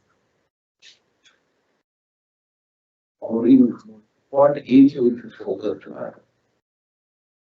So how to make the people more human. Because and that's what we like what starts and saying that nothing universal. The body is taking care of whatever you need to do. But you do think this individual thing that the technology has to be spread. It is not that you will go back and take the approach not to start saying because it will pollute. What is important at the time that the value which is developed over the years, which is very core to the human, which is very core to the animal planet, how that it is. So to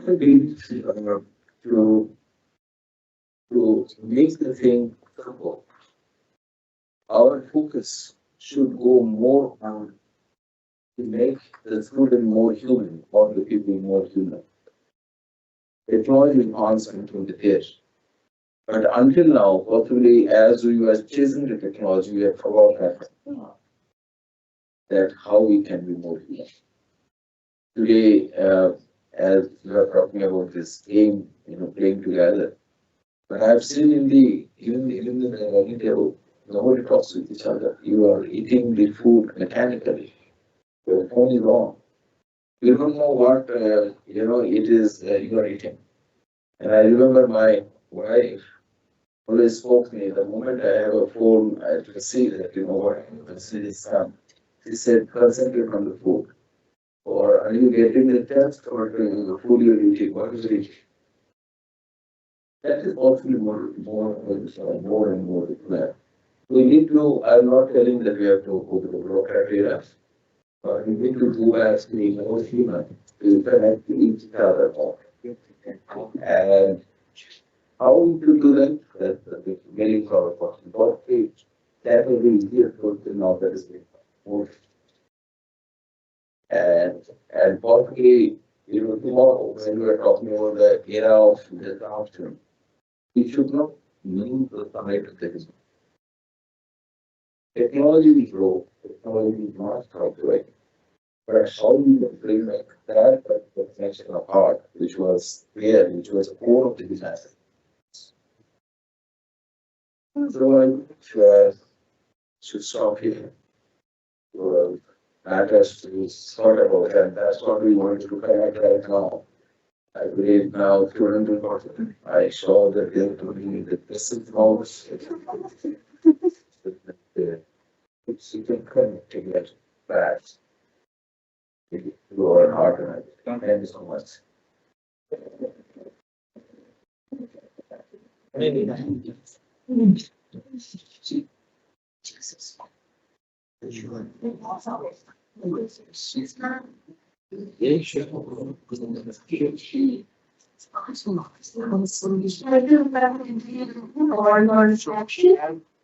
are new, and there, anything if you want some fresh air, we can have a walk and then we can come back. So by the time they will make the change. As we come to the end of today's session, I would like to inform you all about the exciting sessions which are lined up for tomorrow. Today starts with registration at 9:30 a.m. Then we have session in NLU University of Future with Professor Indrajit Dubey, VP NLU MEC, Mushri Indra Goyal, IS retired. That would be held at 10 a.m. Then we have session on VR Metaverse demo with Dr. Noches, futurist and associate professor of practice NLU MEC and Dr. Umesh Reddy, professor NLU MEC at 7:30 a.m. Then we have session on startup ecosystem with Ms. Diva Malai, founder and creative director. Meghalaya, Mr. Vijay Chavan, professor of practice. Saint Meghalaya, Prince retired. Dr. Chelvan Muthu, who's Dr. Chelvan. Meghalaya at 11:45 a.m. One day after laws, regulation and legal ecosystem with Advocate Chelvan Amit Kumar. Meghalaya at 12:30 p.m. Next session would be at 2:30 p.m. with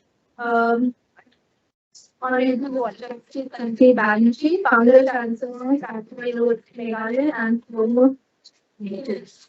Honor Justice, Meghalaya High Court, and finally the Valedictory Captain. It's very well. How? Very next subject. It's very nice. No. Oh.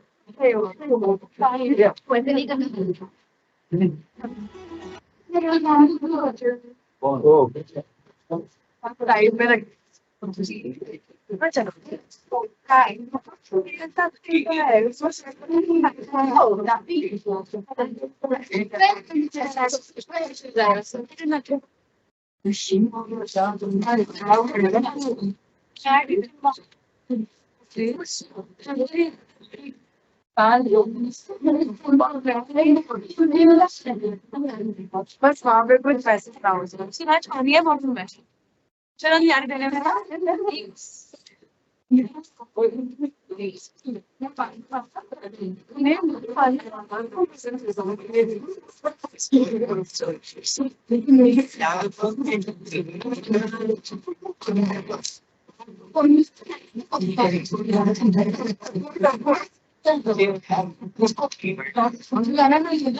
अब हो गया high भाई ले लूँ एक अभी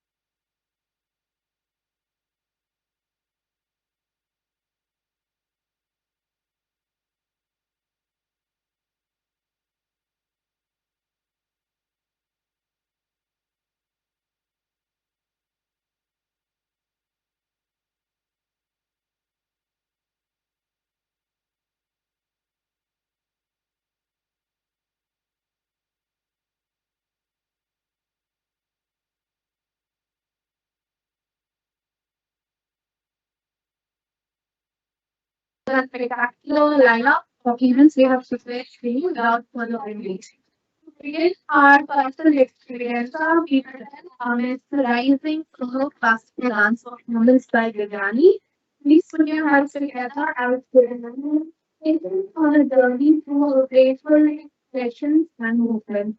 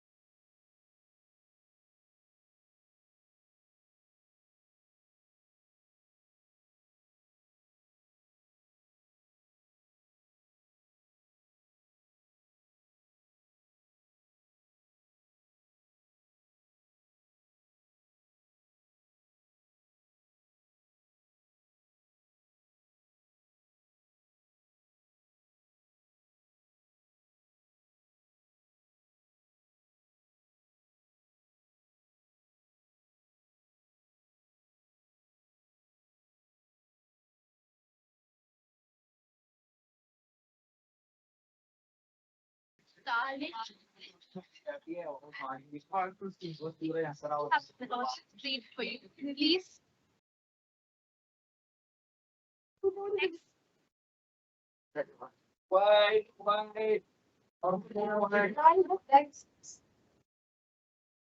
Next up, we have a melodious straight for you. Please welcome Ankita and Darshan, who will enchant us with their soulful duet.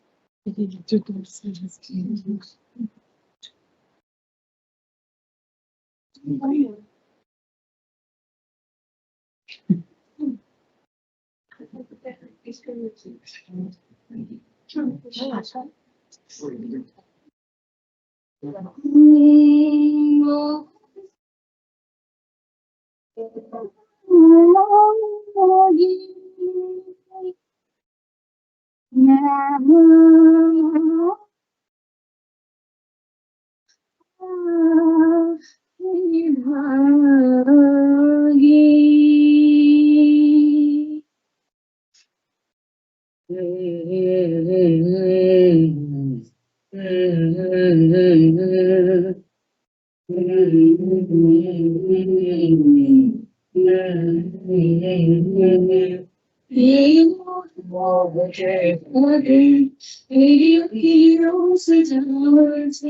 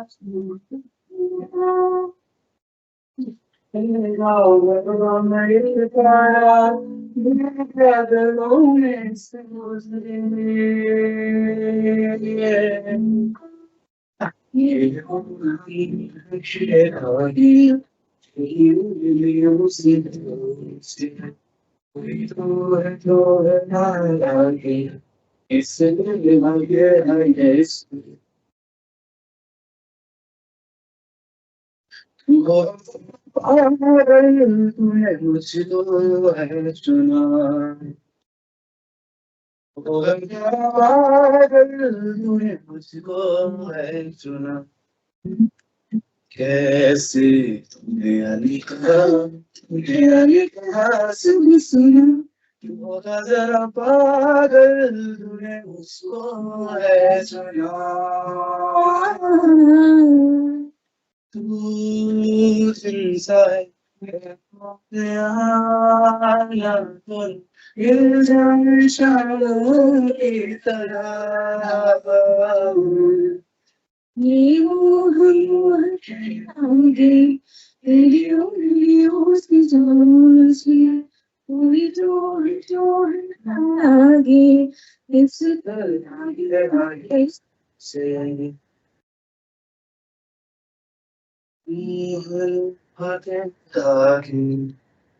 तेरी उंगलियों से जा उलझे कोई जो हरा गए समझे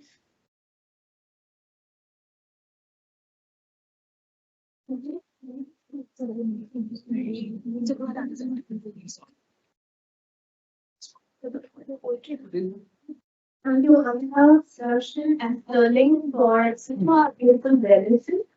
Today on, we have something that speaks to the soul, poetry.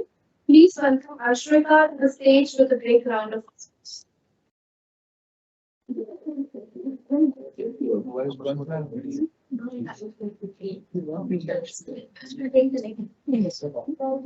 It's so true how we can get so engrossed with mostly outdated areas that instead of utilizing the golden chance, we turn into the followers of the silent thing that controls. The introduction of AI in our lives in various forms, viewing the way disconnected from real life interactions, starting to bond with something that does not even exist. So one day, even AI is so out of our lives. Let's start talking to the cutlery instead. Title of the poem is I'm not crazy, the spoon's just think I am. And once I'm talking to the silverware, I can't go there again. Back into that drawer with knives and forks, nothing then gone to me in bitter tongues. Sharp and trying for slicing. Argue with the spoons again, it only reflects badly on me. And you see, not look at that face anymore. I'm sure the folks insult me more times than I can count. The clock starts to never to get us up. Even though they aren't even silver and only my mother uses them, we don't have the dexterity for those things. Talk hurt me when I was a baby because I was used to it. You have few things normally. So I'm bad at focusing with an eyes most certainly aren't. You know, they're paying attention the whole time. They're ready to carve away at my insecurities and fears endure on the kitchen floor. Like I'm not used to this. Like I've not done it before. It's not to have arguments with the cutlery, but every time I open the drawer, you see they come for me. And tatted in their little dividers, they whisper together. Oh, she can't fight us all. Can't, and I won't, and I shan't. A silhouette is nothing more than a vessel, an art that I am hiding, deep in my chest. Let it rest there, but it bubbles instead. Seems to be let out and tickles my mind, hides in the cutlery drawer in hopes that it will find a reason to open it, beg it, sit dance. Let me sip on my toast every chance it gets, mirror my emotions and make them subtext. Perhaps one day I'll fight. We crown the new winner, but for now, let's close the drawer. It's time to eat dinner. Thank you.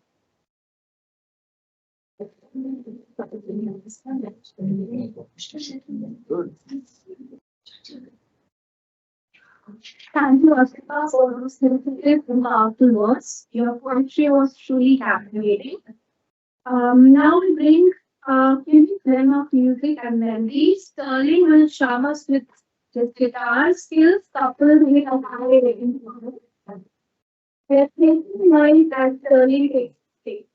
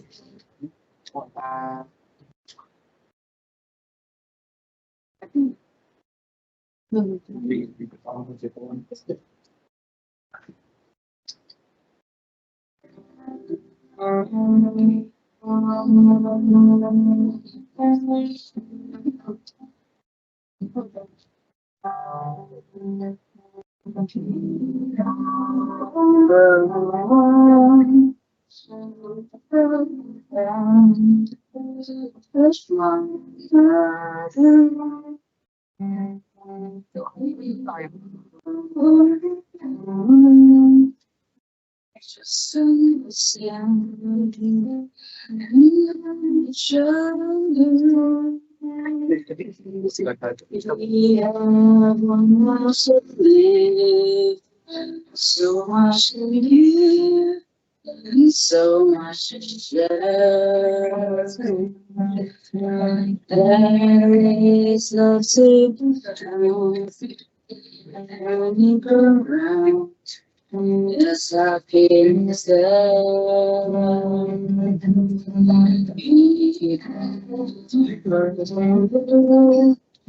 We are aiming to different colors. Since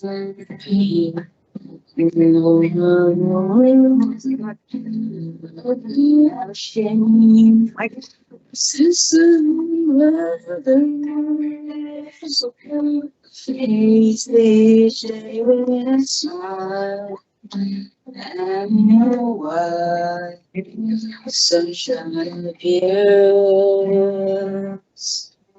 You will feel warm deep inside, knowing high from your fjord. People for the world, reach out your hand, touch one another. People for the world, just understand and love each other. We have one life to live, so much to give, and so much to share. There is love to be found, just look around, there's happiness there. People around the world, your hand, touch one another.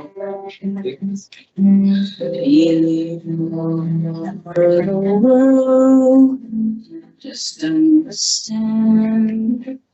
Reach out your hand.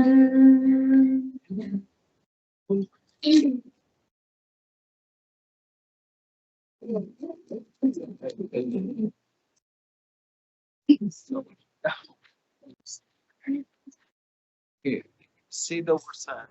So, Stacey, thank you so much for sharing your talent with us.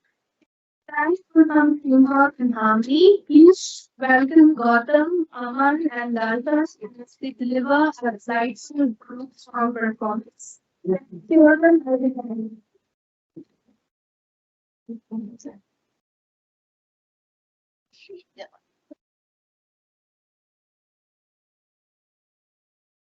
Hi.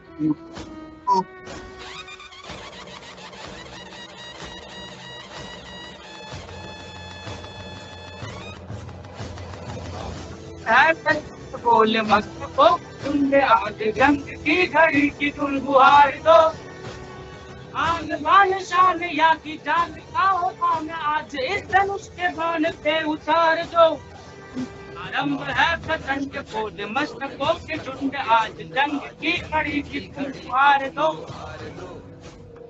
आज बान शान या की जान का हो काम आज इस धनुष के बाण पे उतार दो आरंभ है प्रचंड करे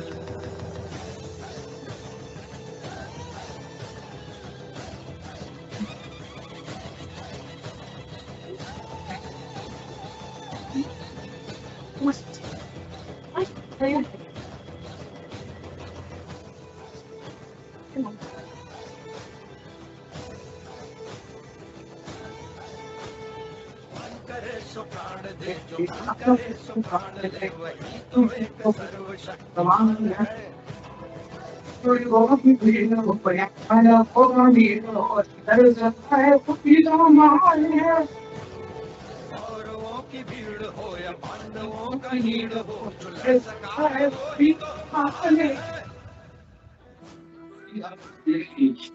कोई शरीर का जिंदगी है लोग कर दो बहुत अंत है यही तो मौत से भी क्यों डरे आगे आसमान में पहाड़ तो है प्रचंड बोले मस्तकों के झुंडे आज जंग की घड़ी तुमको हार दो शान या की जान का उतार आज एक धनुष के बाण पे उतार दो प्रचंड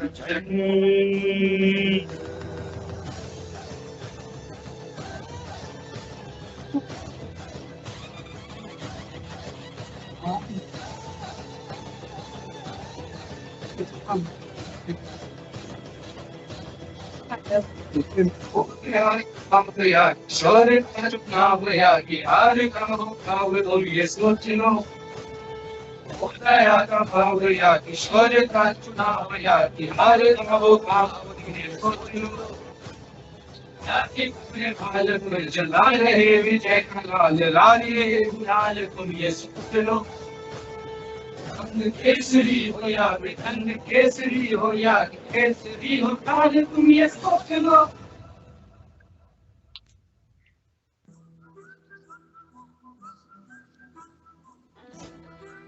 नाम सुंदरी हो को आज तुम न कर दो तीन सो में आज फूल तीन सो में आज आग की लपट को मंगार दो है प्रचंड पूर्व मस्तकों के झुंडे आज रंग की घड़ी में तुम हार दो आन शान आज शान खाओ नाले आज एक धनुष के बाण पे उतार दो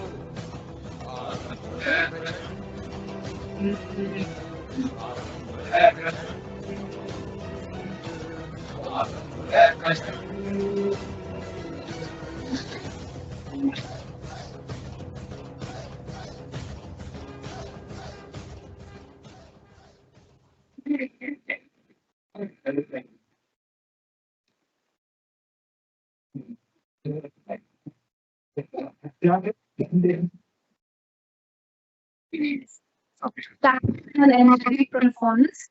Gautam, Aman, and Darshan for that wonderful act. Once again, let's rehearse ourselves to the role of one grand poetry. We should push a warm round of applause.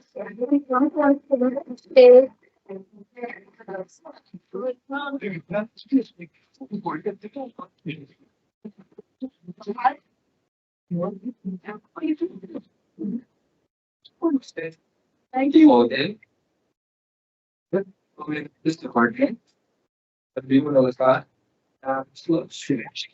तो करने जा रहा हूँ तो चला हूँ दो प्रकार हूँ वर्षों कर बारे में बहुत बात करते हैं को जो तरह लोग काम पाने पत्थर पौंडा पाने कुछ निकर सौभाग्य ने सब दिन सोता है देखिए आगे क्या होता है मैत्री की राह बताने को सबको तुम्हार करलाने को दुर्योधन को समझाने को भीषण विध्वंस बचाने को भगवान हस्तिनापुर आए पांडव का संदेशा लाए क्या तो राहे अगर तो आधा दो पर इसमें भी यदि बाधा हो तो दे दो केवल 5 ग्राम रखो अपनी गति तमाम तुम वही खुशी से खाएंगे परिजन पर हसीना उठाएंगे पर दुर्योधन वह भी दे न सका आशीष समाज की ले न सका उल्टा हरि को बांधने चला जो था साधे वो साधने चला जब विनाश मनुष्य पर चलता है पहले विवेक मर जाता है हरि ने भीषण होकर किया अपना स्वरूप विस्तार किया डगमग डगमग 21 बोले भगवान कुपित होकर बोले जंजीर बढ़ाकर साध मुझे हाँ हाँ दुर्योधन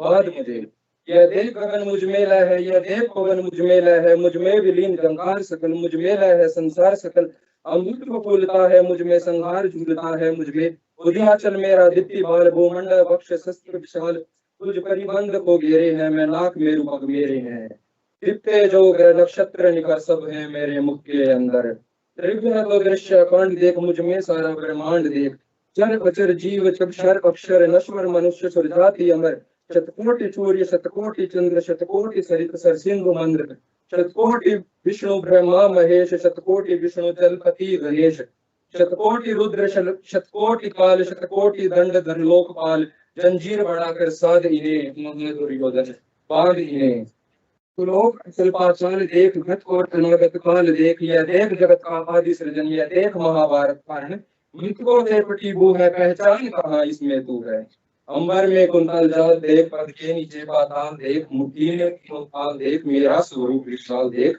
सब जन्म मुझी से पाते हैं फिर लौट मुझी में आते हैं जीवा से प्रतिज्वाल सगन सासू से पाता जन्म भवन पट जाल की मेरी दृष्टि जगह हंसने लगती है सृष्टि उधर मैं जब भी मूलता मूलों से छा जाता चारों ओर मरण बांधे मुझे तो आया है जंजीर बड़ी क्या लाया है यदि मुझे बांधना चाहे मन तो पहले बांध अनंत गगन सूर्य को साध न सकता है वो मुझे बांध कर सकता है ये तो वचन नहीं तूने माना मैं तेरी मूल्य ने पहचाना तो ले मैं भी अब जाता हूँ अंतिम संकल्प सुनाता हूँ यात्रा नहीं ग्रहण होगा जीवन जय युग मरण होगा टकराएंगे नक्षत्र निकट बरसेगी भूमर बिजली पर कंपन शेष नाग का डोलेगा विकराल काल मुंह खोलेगा दुर्योधन रण ऐसा होगा फिर कभी नहीं जैसा होगा भाई पर भाई टूटेंगे विष्णु बूंद से छूटेंगे वायुश्रकाल सुख रूठेंगे सौभाग्य मनुष्य के फूटेंगे आखिर तो भूषाई होगा हिंसा का पर्दाई होगा सवा सन सब लोग डरे चुप थे या थे बेहोश पड़े केवल 2 नर नाग गाते थे धृतराष्ट्र विदुर पाते थे कर जोड़ खिले प्रमुदित निर्भय दोनों पुकारते थे जय जय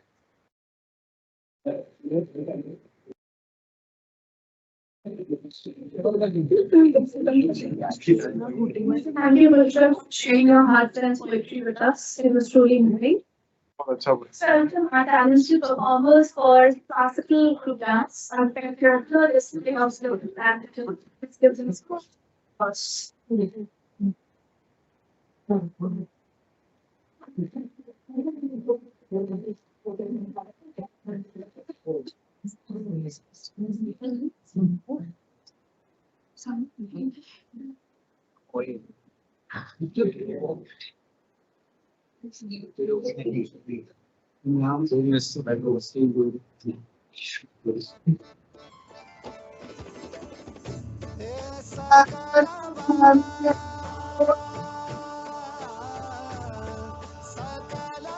भूल रही सरसों सकल भूल रही सरसों सकल अम्बुआ फूले टेसु फूले अम्बुआ फूले टेसु फूले गौरी घर सिंगो घर वाले आए घर सो सकल फूल रही सरसों सकल फूल रही सरसों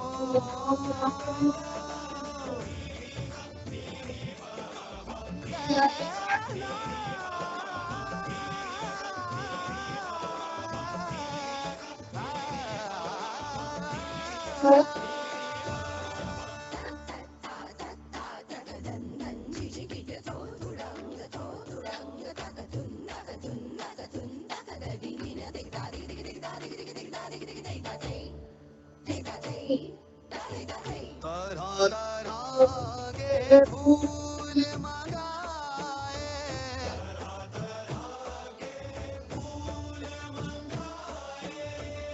ले गड़वा हाथन में आए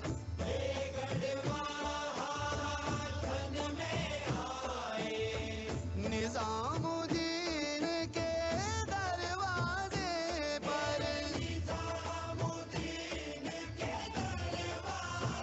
ओ मोहे आवन कह गए आशिक रंग और बीत गए बरसों सकल बना भूल रही सरसों सकल बना भूल रही सरसों सकल बना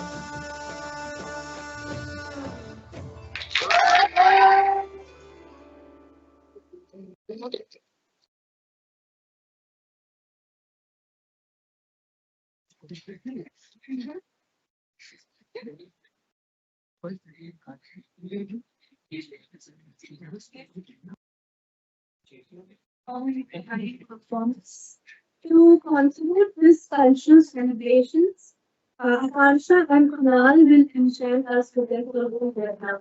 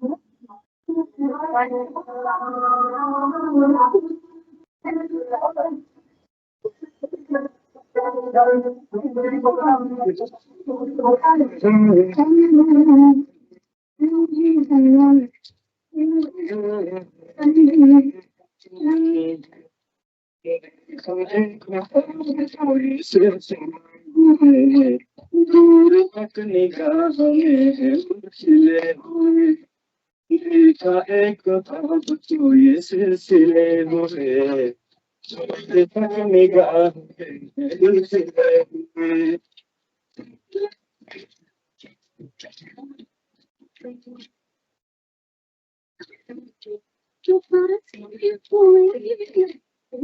एक ख्वाब तो ये सिलसिले हुए तक निगाहों में खिले हुए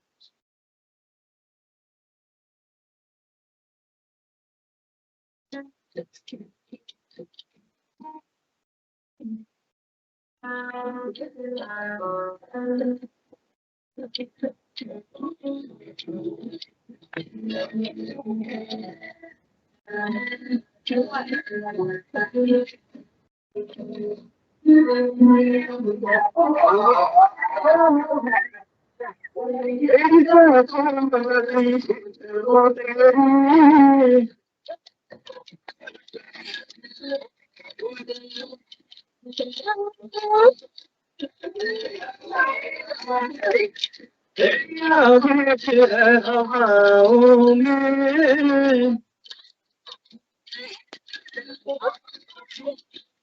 धड़कनों में तेरे गीत है मिले हुए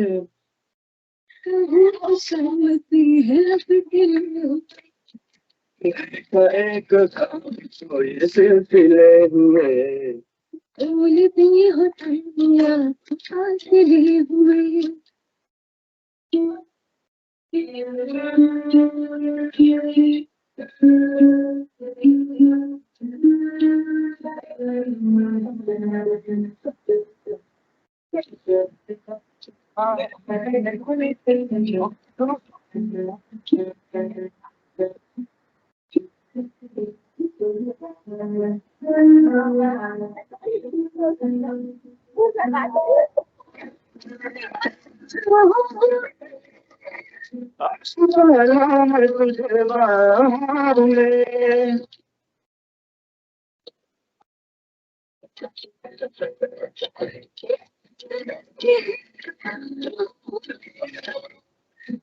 तुझे बाहों में तेरी हवाओं में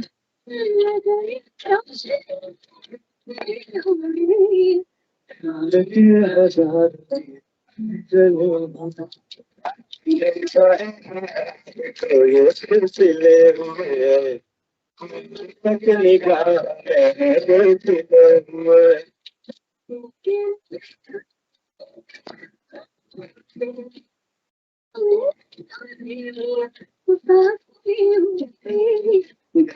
एक ख्वाब तो ये सिलसिले हुए तक निगाह में सिलसिले हुए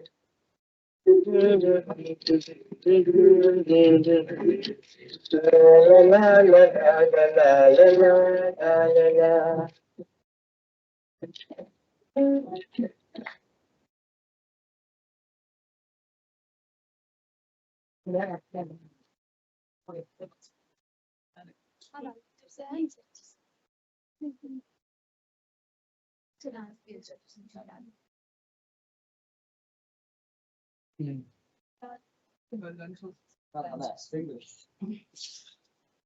That was a beautiful performance by Akansha and Kunal. And with that,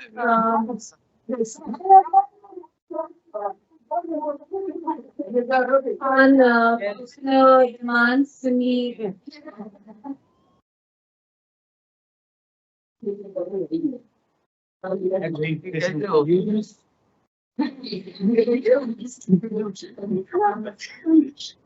Please, Light off. Yes.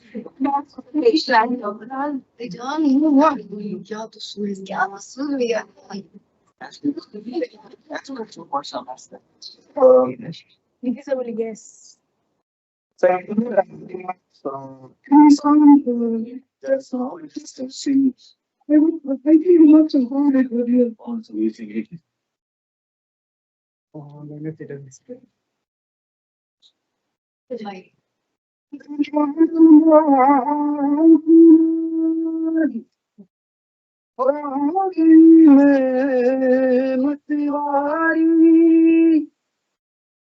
बन बन जाओ अपने पिया को इनमें जाऊं बारी बारी यह सोचना ही मन की ये तो जान है दुनिया सारी बेबस और लाचार फिरूं मैं हारी मैं दिल हारी हारी मैं दिल हारी तेरे नाम से लो तेरे नाम से मर जाऊं तेरे नाम से जीऊं तेरे नाम से मर जाऊं तेरी जान के सदके में कुछ ऐसा कर जाऊं तूने क्यों तेरी डाला मर गई मैं मिट गई मैं ओ जी हो गई मैं तेरी दीवानी दीवानी तेरी दीवानी दीवानी इश्क वो जब हद से बढ़ जाए इश्क वो जब हद से बढ़ जाए हंसते हंसते आशिक सूली चढ़ जाए इश्क का जादू सर चढ़ कर बोले इश्क का जादू सर चढ़ कर बोले खूब निकालो गहरे रस्ते रब खोले यही इश्क की मर्जी है यही रब की मर्जी है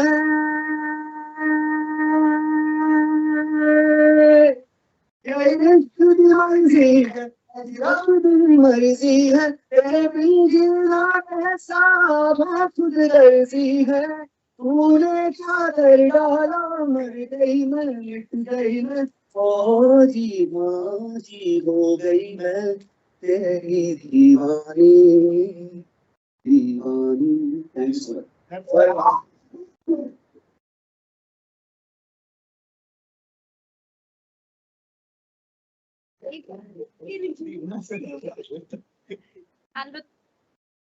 And with that, we come to the end of the cultural evening. Thank you to all performers for their incredible talent and hard work. A big thank you to our audience for their energy and enthusiasm. Dinner will be served for the VIPs at the Moot Court Hall and for the rest of us at the Badminton School. We will get tomorrow. Next.